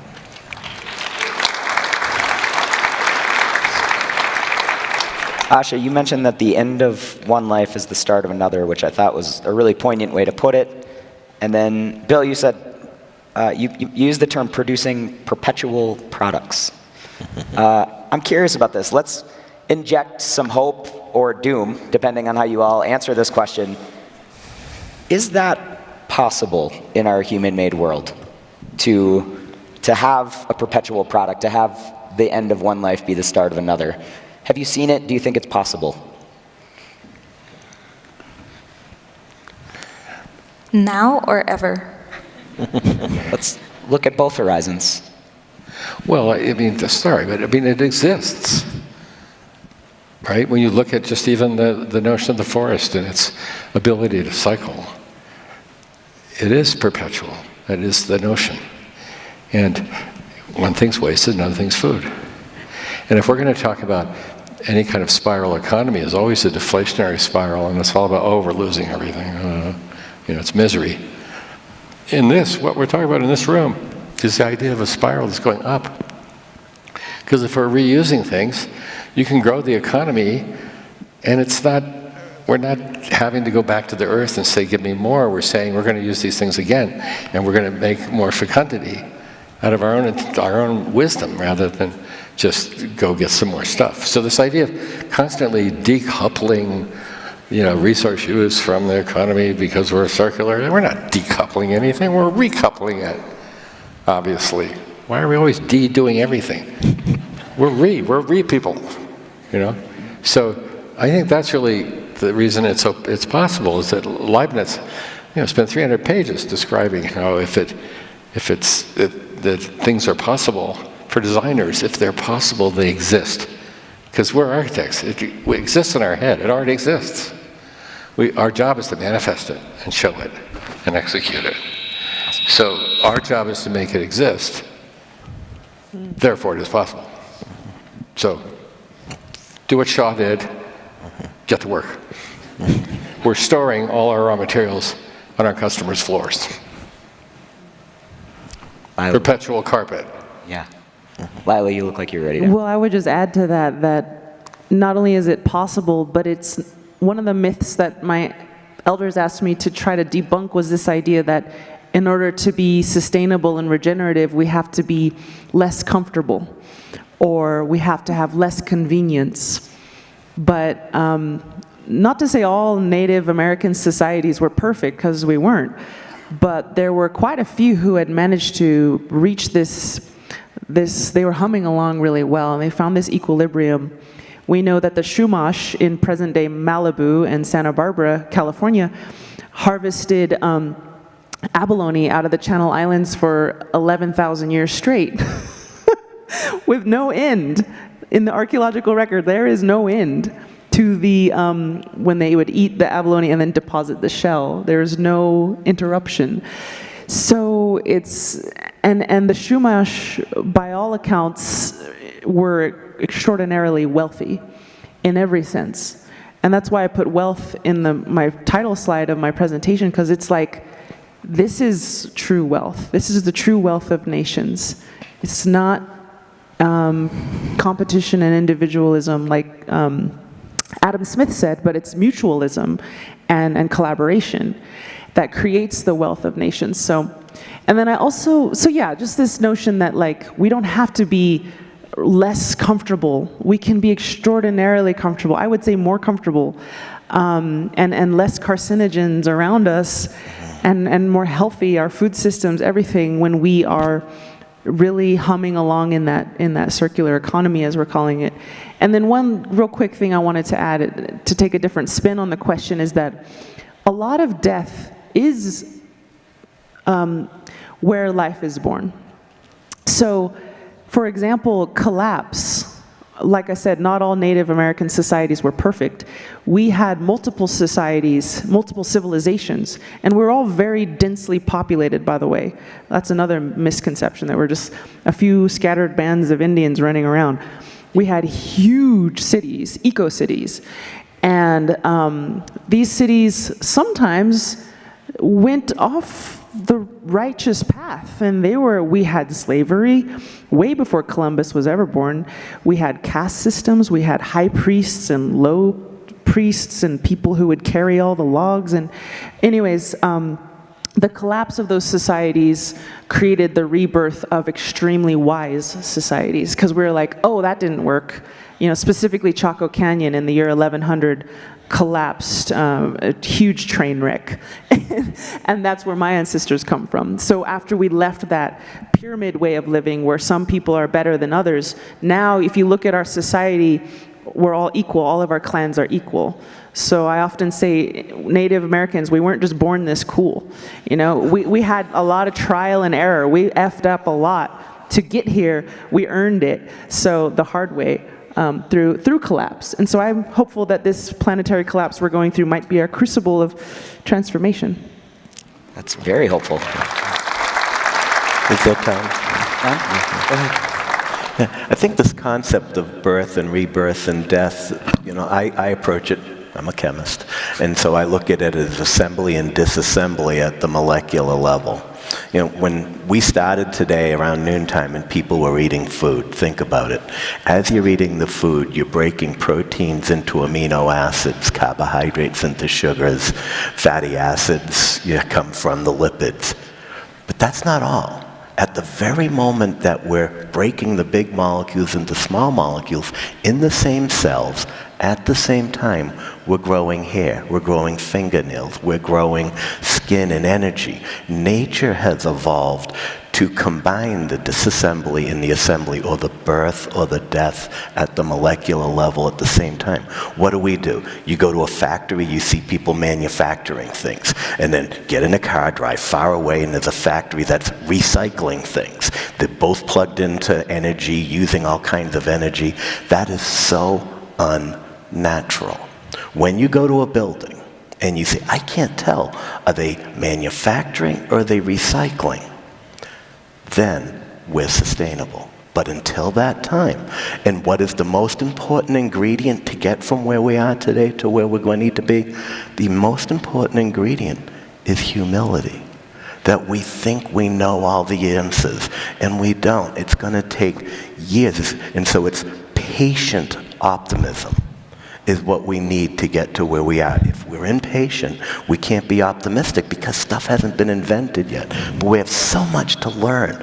And if we could just put humility in the forefront and put the ego aside and learn from nature, from indigenous culture, we've got so far to go. But I can't help but be optimistic because we have no choice but to be. Awesome.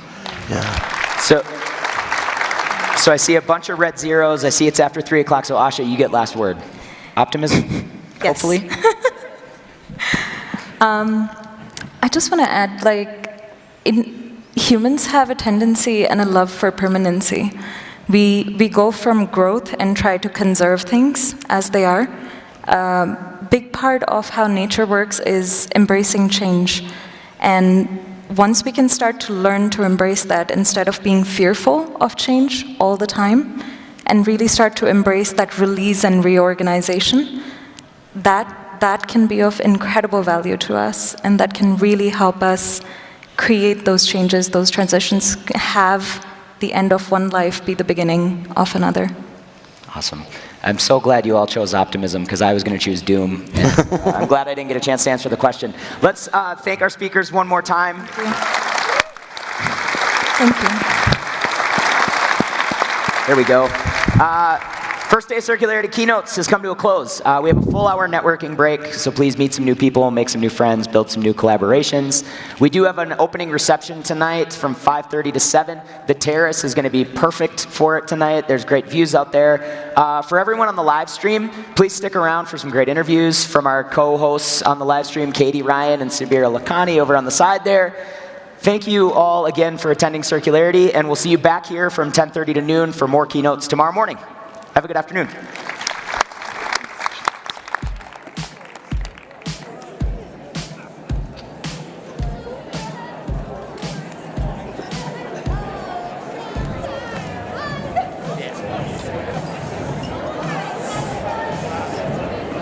Great shore. Great. I will mess that up.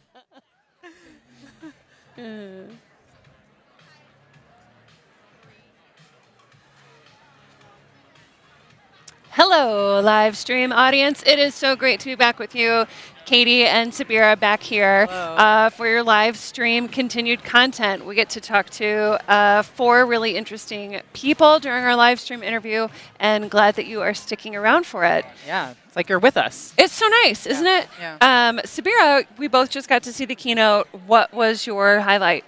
I think the range from micro to macro was the thing that stuck with me. We're talking about chemistry and molecules, and then the expansiveness of nature, and also over time scales. Yeah. We talked about ancient civilizations and their zero waste cities. So that was it's not a now problem. It's been a forever problem, and we're just working on it now. What about you? I'm one of the people that John was talking to about the book, An Immense World, that he had been reading. And so I picked that up at my library and read about Umwelt. And it is pretty fascinating to think that all these other organisms and animals are seeing things and hearing and feeling things, but through totally different lens than I am. It's really, that's something. Yeah, and I think that was a question that he asked, what are our biases, or what do we wish that we could debunk? And I think in the world of circular economy, I think I've had to dispel I'm a sustainability professional, climate change professional, but I wish they were more supportive of each other. Yeah. I think they can be, right? And you can just change that today. Yeah. The bias piece came into play when I was listening to John Warner talk about green chemistry bias. I for sure have that. Yeah. I'm so excited that we get to talk more because 4 great interviews coming up. So many. We'll see you back here in just a minute. Keynote is the easiest way for companies of all sizes to purchase a portfolio of high-integrity carbon credits. Join other leaders in offsetting your emissions with highly rated carbon reduction and removal credits, all in a matter of minutes. Let Keynote do the hard work for you. We are the future. Hear us. It's our tomorrow you're building today. When you create technology, put us at its heart. Act now for nature, the planet, and for us. Be confident. Do not allow the future to shape you. Shape it, and shape it for the better. If not for yourselves, for us.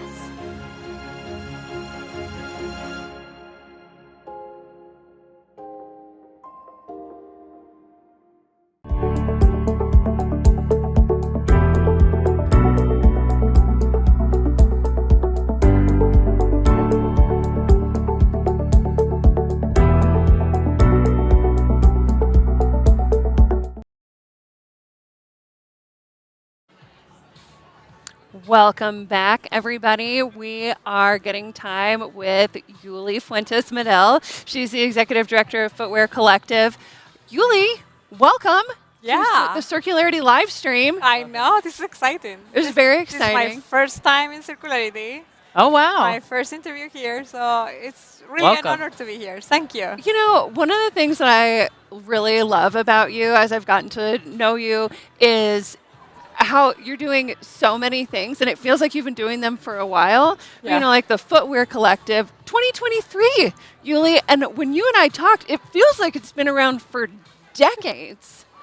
Yeah, I think we underestimate how fast can you go with a good group of people. So Yeah. I think it's taking the meta of, if you go solo, you can go far. But now when you have a whole group of people really going with you, it's really taken over, and I'm really proud of the work that we've been doing so far. And just a fangirl moment, I read your paper and have been taking it into the world of commercial furniture and being like, this is what we need to do. So I'm like really happy that you're here. Yeah, no. I mean, I see the shoe as a model. Yeah. It's an item that humans, it's our essential form of transportation. So you really need to go back to the emotional content to really kind of touch the souls of people and change the behavior. But then if the shoe works, we could do furniture, we could do coffee pots, we could do so many things that are about the products that are parts. I don't think people realize, but a sneaker is 36 parts touched by 64 people at once. And that's what you get in your feet. So it's a model. It's definitely a model, and I'm happy that you're taking it to another industry. Thanks for doing the work. It's really inspiring. Well, speaking of the soul of things, like, let's look at our shoes now, right? Because you were just talking about 36 parts in a regular running shoe, the 300 plus touch points along the supply chain. I mean, tell me, what do you know about your shoes? I mean, we've all kind of got an assortment. Yeah, so I think there are a few things that we started working with. One is understand the shoe as a system, right? So it interconnects a lot of pieces. The materials as ingredients, so it's really close to what people does in the food industry, the ingredients in the chef. So then the products you get in your shoes, depending on the season, is a perfect form that allows you to walk or run.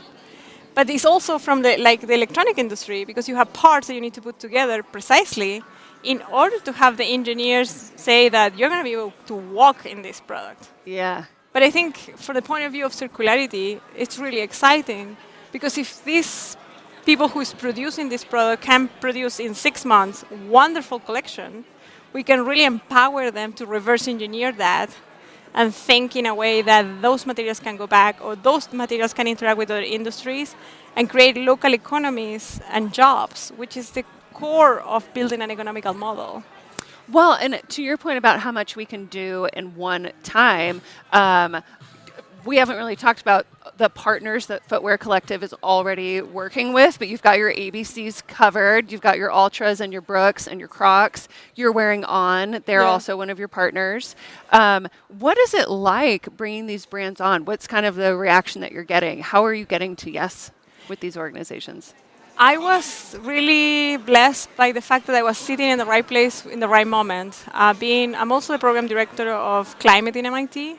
And MIT was in the 1920s at the university that put the first fiber under a microscope. So my job there was to say, 100 years later, what can we do? And it happens that in 2010, MIT did the first LCA for a shoe. So the companies came back and say, hey, we've been doing a lot about the t-shirts, apparel, textile is a big problem, but what about us, the shoes? And in that, what about us, it was a huge opportunity to really have the conversation that these large competitors, because the reality is that they're really competing for your time to walk on them and to run on them, the reality is that we have a closet that is full of different type of shoes. Yes. So I think we need to move them back and say, listen, the consumer is looking at you as a collection. And if you don't unify pieces in your operations, you are not going to convert yourself in a waste management company. You are not going to convert yourself in being the processors of that. But you could spend money and save money together to build that system that you want to have. So we took competition and flip it and say, let's collaborate in the spaces where you really can collaborate, because you don't need to be competing for the waste can or the processor that is going to produce these products. The other part of bringing them together is to really be data-centric.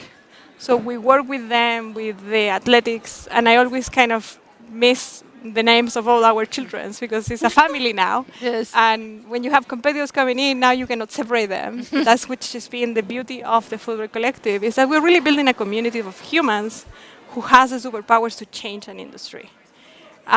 So when they come from different archetypes, they also bring different perspectives in how you do it, right? So the people who's building brown shoes, it's completely different than you're building a monomaterial shoe. And it's completely building a sneaker, which is a completely different functionality. Or if you need to go build a ski boot, it's another experience. So all those add to the sum of what are going to be the pathways that allows this industry to transition. And this being, I'm a professor, so I'm about results. And I think having 2025 as a demonstration point is really critical, and that's where we are here, and we're really excited. So many of them are here. So it's the first time in Circularity too, so we're bringing the shoe to Circularity. Yeah. You love to flip things. Yeah. Yeah. Yeah. I feel like that is one of your superpowers. Yeah. I think no is relative. No is relative. Yeah. Yeah. There is a infinite power of a no, because it has a reason, it has a stopping point, but it's an integral that has a limits and you can push. And that's, I'm a nerd too, is the basic of mathematics. We wouldn't have in this universe if we don't push the limits. Yeah. And I think this is pushing the limits of us with the fears of the today context. Yes. What can you do better? It's also pushing the limits of companies to understand their own supply chains better to really optimize them. Mm-hmm. But yes, flipping, it's more about touching souls and really leave a legacy that allows you to think you did something here that is going to be good for the next generations. Well, that's a great point, which is the call to action we had been talking about, which is you still have room in your family. There are seats at the table for a Footwear Collective. We can just go to Footwear Collective and find out ways to be a part of that family. Absolutely. As a brand. The call to action is companies. The table is set, the governance is there, the data exchange is there. Come over and let's do it.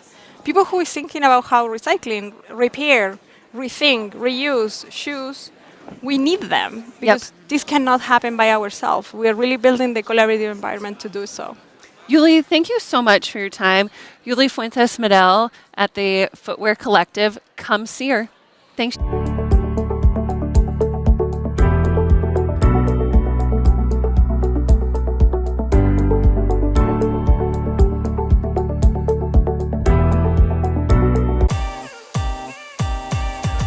When I think about environmental justice, for me, it involves three cornerstones: people, policy, and practice. I want to thank everyone at Verge and everyone who's part of this conference for the work that you're doing to innovate and advance climate solutions. Electrification is the abundance agenda. It's good economic policy. It's good for our communities. It's good for our health. 1 year ago, Amazon launched its first custom all-electric Rivian delivery van.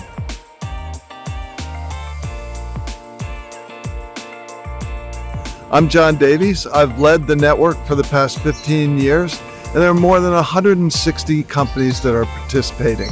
Without supporting our racial, cultural, and socioeconomic diversity, we cannot hope to address the myriad of challenges that lay ahead of us.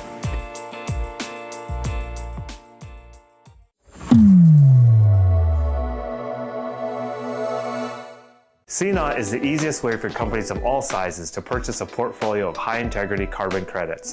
Join other leaders in offsetting your emissions with highly rated carbon reduction and removal credits, all in a matter of minutes. Let CNOT do the hard work for you.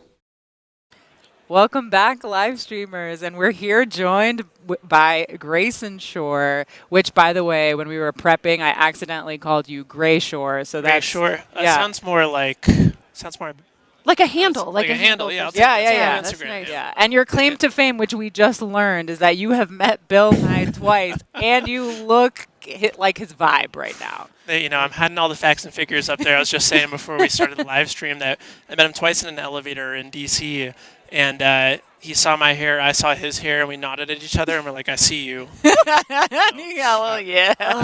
I love that. And you're a circular economy fellow now, no longer in university. That's right. At the New York Climate Exchange, even though I know you live in Seattle, so you're That's doing right. this cross-country. Sorry, don't mean to blow you up. But you're a battery expert, and you have been, and wanted to kick us off by just asking, what's going on with critical materials and minerals? What do we need to know about America and our reliance on these materials? And let's talk about the intersection of that, EV, batteries, and circular economy. Dang. All right. Well, how Let's much go. time do we have? That's a huge not that question. long. All right, I know, right? Well, all right. So I came in proper, I guess, Bill Nye fashion. I came with my facts and figures here, printed out on my many pages, but to share some key data points on that I think are important for folks to know.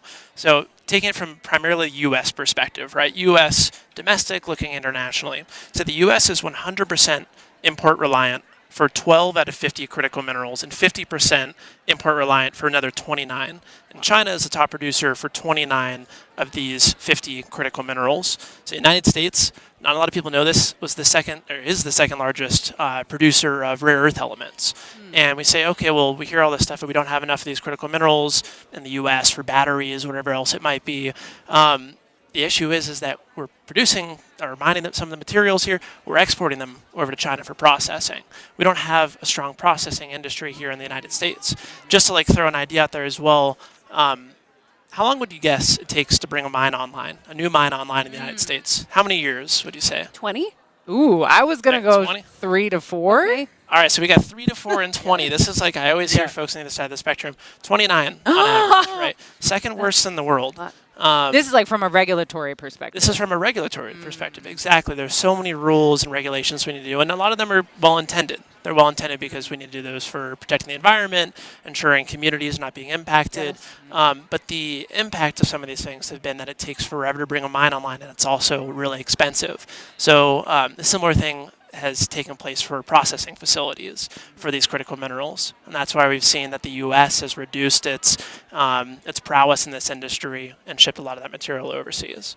And that's also, I would say, to get on the battery side, why we see a majority of the manufacturing of batteries taking place today in China and not in the United States.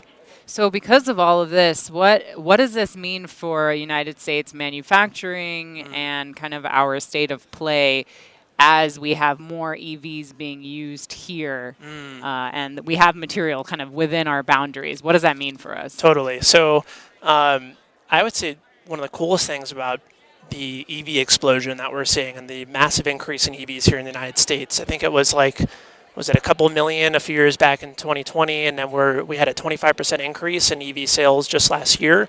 I think we produced, gosh, I want to make sure I get the numbers right here. I know it's somewhere in these many lists here, but we produced, an immense amount of EVs here in the United States last year, and then we're importing an immense amount too. What I think is wonderful about this is that EV batteries are essentially concentrated ore. So when you have an end-of-life EV battery, you have more of the materials that that are at certain concentrations than you might have if you were having to go mine that material elsewhere. So for the companies that are focusing today on second life for EV batteries, or seeing these things not as waste but actually as a potential to harvest for new material, I think there's an immense amount of value. Actually, by 2030, I believe it is, 2033, the Second Life EV battery industry is going to be worth $7 billion. I think it's around $2 or $3 billion today, so it's increasing. Yeah, and you don't have to wait 29 years No. to get the material out of that battery. Exactly. Huh. And how is I'm imagining the tariff talk is making this more of a momentum driver to have more processing, more recycling here in the United States. Are you seeing that? Totally. So there's a few quick points I want to say on this one. If I could stop the tariffs, like, I kind of would. I understand the why we're trying to do them, is we want to build domestic manufacturing here. But the reality is, like what we were just talking about, the 29 years, we don't have that yet. We need to make our industry here robust first before we can start cutting ourselves off at the knees. Some examples of the impacts of tariffs: we have one nickel mine here in the United States that's operating today. That material is shipped over to Canada for processing, and then that processed material is shipped back to the United States. It's one nickel mine. We have, I think it's the only rare earth element mine in the United States that just is reopening in California, in the Mojave Desert, the Mountain Pass mine.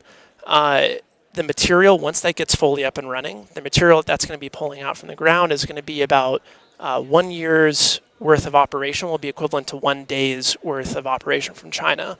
And the last thing I wanted to say too is that this conversation wouldn't be complete without talking about AI and chips and things of that nature. And so I just say that according to the USGS, it is estimated that a 30% supply disruption of gallium is one of the key minerals that go into the components you'd see in a data center and AI and what have you, that could cause a $602 billion decline in U.S. economic output, amounting to a 2.1% loss of GDP. So where's that from? This is from USGS. Yeah. So we have these massive potentials of disrupting our economy by putting these tariffs on reducing our supply, our ability to import these materials from primarily China. And so now, as we wrap up our time together, if you had a magic wand and could make one of your wishes come true, what would you change about the battery, critical mineral space, EV space right now? So I'll channel my Bill Nye here and just see which hair to pull from. I would say I would love to see a day where the minerals industry, the consumer electronics industry, is as focused on second life as it is focused on first life. And I'm perpetually blown away by the fact that lead acid batteries, the battery that's in a traditional car, is the most recycled consumer product in the US and the world. So there's been a system that's been created to capture this material and put it back into the system. I think that if we can do that for batteries, we can do that for minerals, the potential is immense. And a way to do that, I think, would be something through creating a national extended producer responsibility scheme, which fortunately we're starting to see the EPA look into right now, but we have a disjunct amount of state-by-state EPR schemes, so I'd love to see those come together. State versus federal, got to make them cooperate. Well, thank you, Grayson / Grayshore for joining us. We so appreciate it, and we hope we learned more stuff from you. Absolutely. Thank you for having me both. Appreciate it. Thanks, Grayson. Thanks, everyone. We are the future. Hear us. It's our tomorrow you're building today. When you create technology, put us at its heart. Act now for nature, the planet, and for us. Be confident. Do not allow the future to shape you. Shape it, and shape it for the better. If not for yourselves, for us.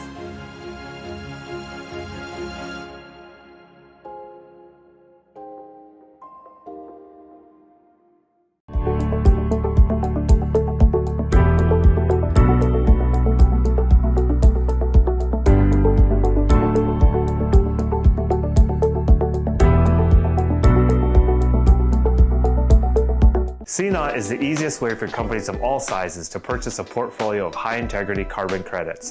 Join other leaders in offsetting your emissions with highly rated carbon reduction and removal credits, all in a matter of minutes. Let Keynote do the hard work for you. Welcome back, everybody. Now we have the pleasure of talking to Jaden Barney on the sustainability team over at Legrand. Hi, Jaden. Welcome. Great.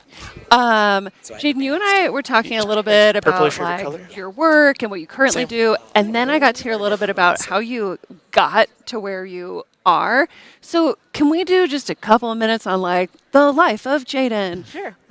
So start with how you decided to get into the degree that you got in college? I think I got really lucky. I was on an all-girls robotics team, a first robotics team at Carnegie Mellon called Girls of Steel. I really connected into the engineering world and got my interest peaked for mechanical engineering. And that got me eventually connected to Apple, where I started to learn about product design. Some of the keynotes were talking about education, right? So mechanical engineering, there was not a lot about sustainability. So I actually worked with a little bit a person who was working on like a customer voice and looking more about the person side, about ethical engineering. So when I went to Apple out of college, I kind of had that frame of mind thinking about ethical engineering as I got exposed to like more advanced manufacturing techniques. Fascinating. Okay, so you were at Apple, and what were you doing for them? At Apple, I was doing product design for iPhone. And then at the end, we were also doing a bit of sustainability work where the engineers, the product designers, were actually getting involved with sustainability and trying to design up to some of the metrics that we were, you know, as an organization going towards. And that made me really interested in doing that more of a broad way, trying to interface with more engineers that way. And that's what brought me to Legrand. Okay, so you joined Legrand, and what are you doing there? I'm a senior sustainability analyst.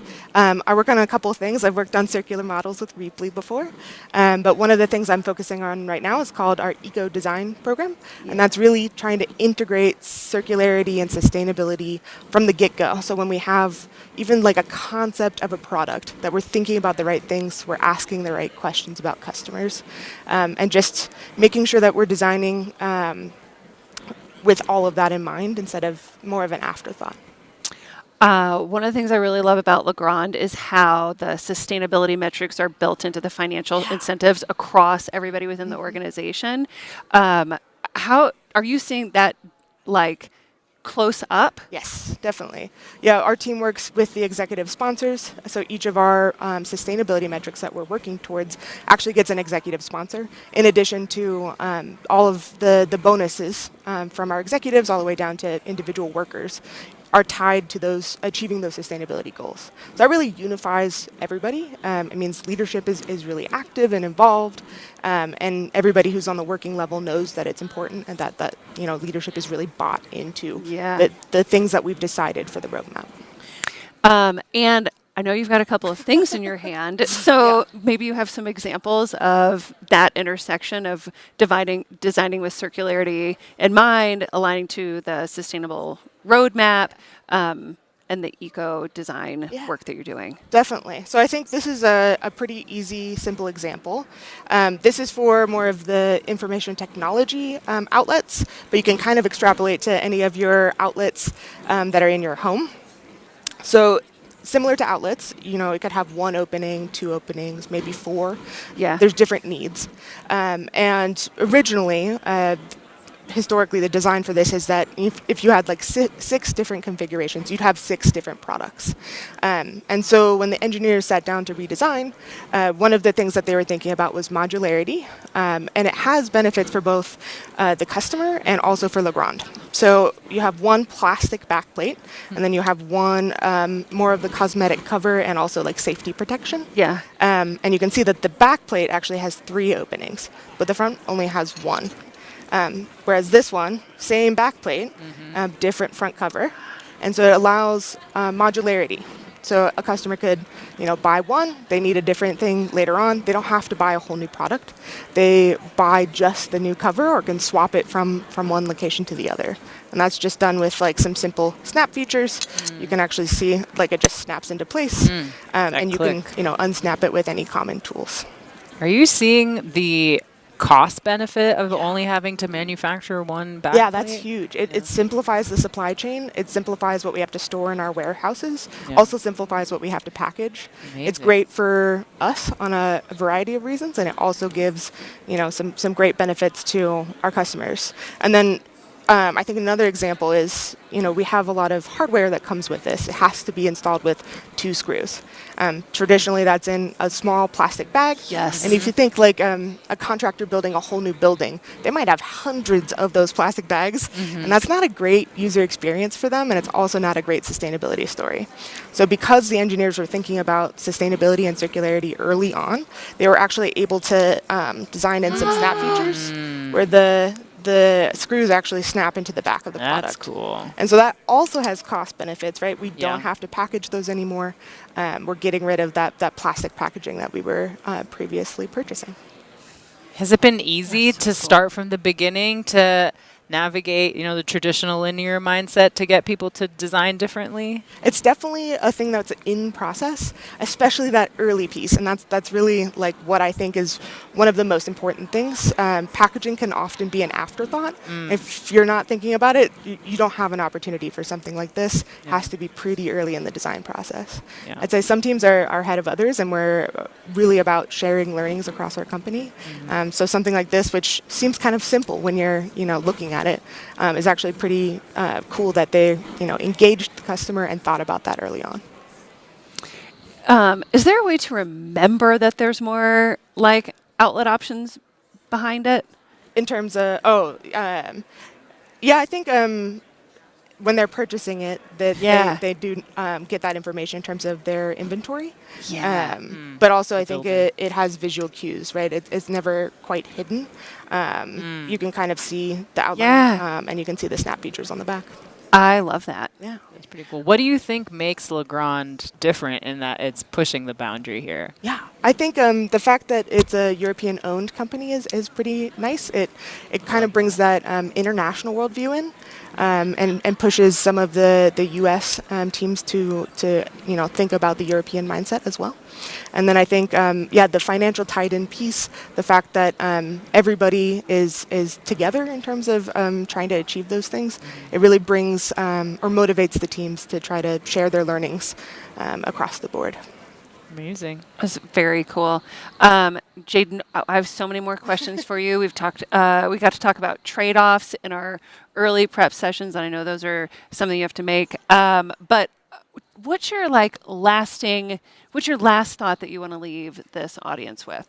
I'd say if you're interested in something that doesn't exist in a product, ask a manufacturer for it, ask a company for it. It doesn't really cost anything to ask, and a lot of times companies are heavily influenced by customers. Well, I will ask you back. Thank you, Jaden. Thanks, Jaden. Thank you.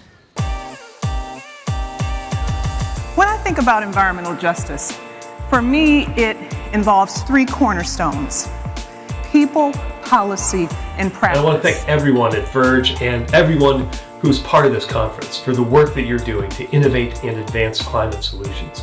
Electrification is the abundance agenda. It's good economic policy. It's good for our communities. It's good for our health. 1 year ago, Amazon launched its first custom all-electric Rivian delivery van.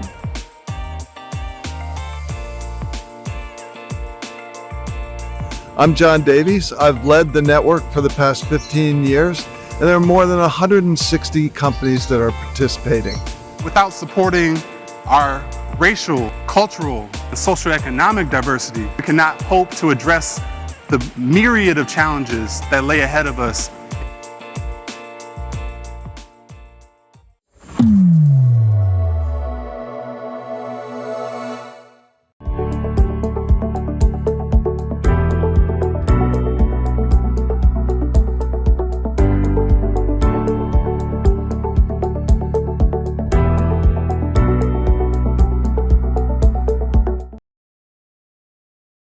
Welcome back, everybody. We're here joined by Ginger Rothrock from HG Ventures, a venture capital firm investing in construction, chemicals, circular economy, and transport. Yep. Did I cover it all? Totally. Venture capital is a place to be. You get the chance to bet on the future while investing in entrepreneurs and also pressuring them to get the returns that you're seeking for your LPs and GPs. So tell us about how you balance those things, the financial aspects of being a venture capitalist, but also investing in the future.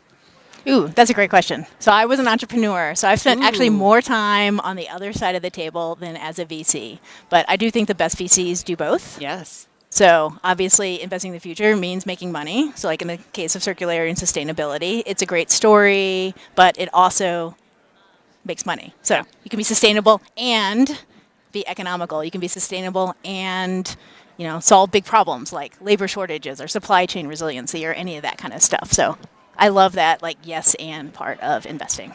Tell us about your entrepreneurial journey. How did you go from being an entrepreneur to a venture capitalist? I started a company out of grad school in the nanotech space back in the early 2000s when that was a whole thing, and eventually. Nerd alert. I know, total nerd. I'm a chemist, so I'm not a finance guy. Sorry, everyone. Didn't go to one of those big MBA schools. I have a PhD in chemistry, so super nerd on the venture capital scene. But ended up running a big lab doing things in like construction and materials and recycling and that kind of things. And I got a text one day from a guy who said, "You'd make a great venture capitalist. Come see what we're doing at the Heritage Group." And I was like, I actually love my job, but that sounds interesting. So I'm like, opportunity to do something a little bit more impactful than what I could do kind of on my own and help kind of the next generation of the future, as you said. That's very cool. Yeah. I know there's maybe a narrative out there that investors in this capitalist world are really like grinding the entrepreneurs to get the returns that you're looking for. Has that been your experience? Like, how do you nurture the entrepreneurs and guide them while also getting the returns? Yeah, I mean, there's a couple things. So we're corporate venture capital. So that's a little bit of a different, like the standard is you get money from people that have money and you get back more money, right? For us as a corporate venture capitalist, it's about, our thesis is if we can invest in companies we know because we know the markets, we can help them with all sorts of things, whether it's like physical assets or market knowledge, or even like, where do I find this thing in the supply chain? They can grow faster, risk is reduced, therefore we can get better returns. So I do think that's a really important part of it, and being on the corporate side of venture capital is pretty awesome for those reasons, especially in like the circular economy where it is hard tech. It takes a lot of time, takes a lot of money, takes a lot of like physical assets in a lot of cases. Yeah, go ahead. I mean, you and I were talking about evil. Yeah. Like, tell me, what, I mean, does that still work? Do evil investors still work? Sometimes when people make money, people don't ask too many questions. But like on the corporate space, it's easy, right?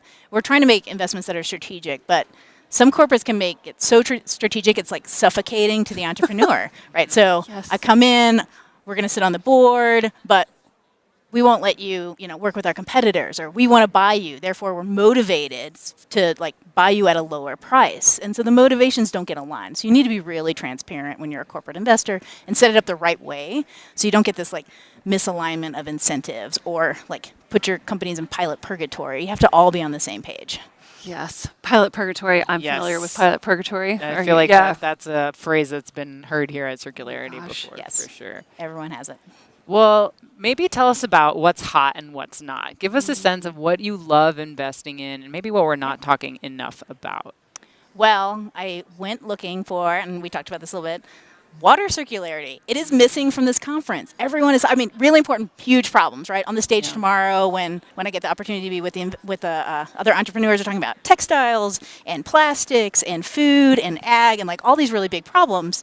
But what I'm seeing when I work with industrial, so we're a big industrial waste manager, companies like Envita, underneath the Heritage Group, I'm seeing all these really interesting issues with the water cycle. Everyone's like, carbon is the big thing here. But water cycle is this other really important like global cycle that's happening, and we're not talking about it as much. And there's a lot of water stress, which is leading to industrial risk. So why not, when you have these companies that are working in textiles, food and bev, microelectronics that are really water-centric and water necessary, there's a traditional linear economy there. Water comes in, they treat it, they do their thing in the process, and then they treat it and discharge it. Like, why not have it in the process and keep it in the process over time? That way we could potentially have facilities in places that were water stressed and reduce some of that. So definitely looking at technologies that are keeping water within a facility, either like with a novel membrane technology like Zwitterco that's in food and bev, trying to keep that, like get all the nasty meat products out of it, but keep the water nice so it can go back into the facility. Yeah. Or a company like Electromet that pulls metals out of water in microelectronics. So they have like acidic water that's etching the chip,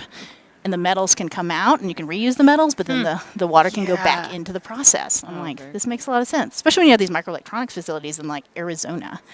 Very water-stressed regions. Fascinating. So I get super excited about water. That's very cool. Yeah. I actually host a podcast outside of this, and I've talked to a lot of entrepreneurs who've struggled with raising capital from the venture markets, and I feel like we've heard that it's cooled down a little bit. What's your take on what's going on and how entrepreneurs can stay hopeful, or what advice you might have if they need to go somewhere else?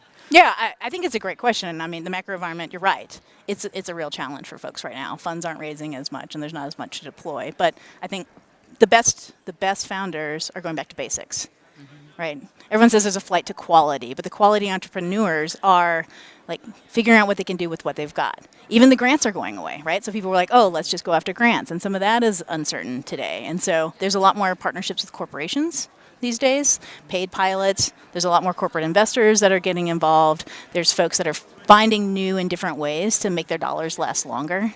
Pilot purgatory is a problem, but in some ways, you know, the markets that we're in take a long time for adoption. So pulling back and maybe not spending as much money and really spending time with the customers that you have, we're seeing really great entrepreneurs make sure they have really good product market fit before they go back out to raise money, instead of, you know, kind of the burn and churn that we saw a couple of years ago. I guess maybe my final question is that entrepreneurs are still humans, and we heard that you are really invested in the mental health of your entrepreneurs. Tell us a little bit about that. Yeah, so like as a chemist and former entrepreneur, I know how to support my startups doing things like, you know, scaling their businesses in different ways. But I didn't know anything about mental health. I knew it was a problem for myself, being stressed out. There's a lot of pressure there. So I took a mental health first aid class. So it's a lot like traditional first aid, where you're not like the doctor and you're not trying to prescribe or figure out what somebody has, but what do you do, like, how do you recognize the symptoms when somebody's having a mental health challenge? And how do you take the first steps to make sure that they're okay, and then can find the help that they need? So just one tool in the toolkit of a venture capitalist, I think, of helping your portfolio companies. Amazing. What a leader. Thank you, Ginger, so much for joining us on the live stream, and we hope to keep an eye on your portfolio. And you can see more of Ginger tomorrow on the keynote stage. Yeah. Awesome. Keynote is the easiest way for companies of all sizes to purchase a portfolio of high-integrity carbon credits. Join other leaders in offsetting your emissions with highly rated carbon reduction and removal credits, all in a matter of minutes. Let Keynote do the hard work for you. We are the future. Hear us. It's our tomorrow you're building today. When you create technology, put us at its heart. Act now for nature, the planet, and for us. Be confident. Do not allow the future to shape you. Shape it, and shape it for the better. If not for yourselves, for us.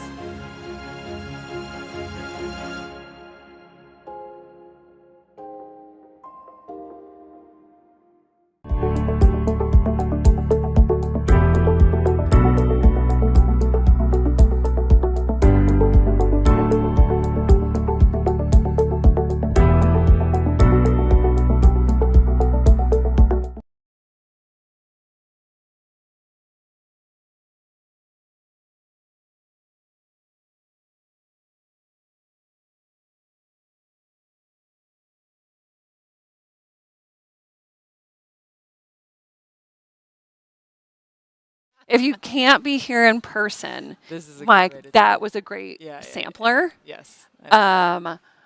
Was there anything that really stuck out to you? Anything surprising? Well, what I love about the group of people we have is the different slices of the world. You have a professor who got her hands dirty and made contact with industry. You had an entrepreneur flip to a venture capitalist. You know, you have people working on batteries and actual light switches, right? There's so many different ways that it makes it obvious that circularity can be everywhere. Yeah. I mean, I really loved that it was 2 feet in. All 4 people we talked to were like, well, maybe I'll try. No, it was like, nope, we've built a collective with these big brand name shoe companies. We are deep into batteries and critical minerals. We are deep into investing. It's... and Legrand with their product sustainability. Those plastic bags are like, very cool. Man, how many small little containers of Advil can I carry around in those things before I'm just over it? And that's what I loved about Jaden's call to action, is that customers just need to ask. Yeah. We're seeing that in the commercial furniture industry, in the lab equipment space. If you ask the manufacturer, they have to at least respond. Yes. They respect you as a customer. So Yeah. I think if anybody can do anything as a customer, that's the most powerful. Yeah. And tell people that you're asking also, because that is powerful. $0 to ask. $0 to ask. Well, we've got another great keynote stage for you tomorrow and great live stream, more with Sabira and me. See ya. Bye.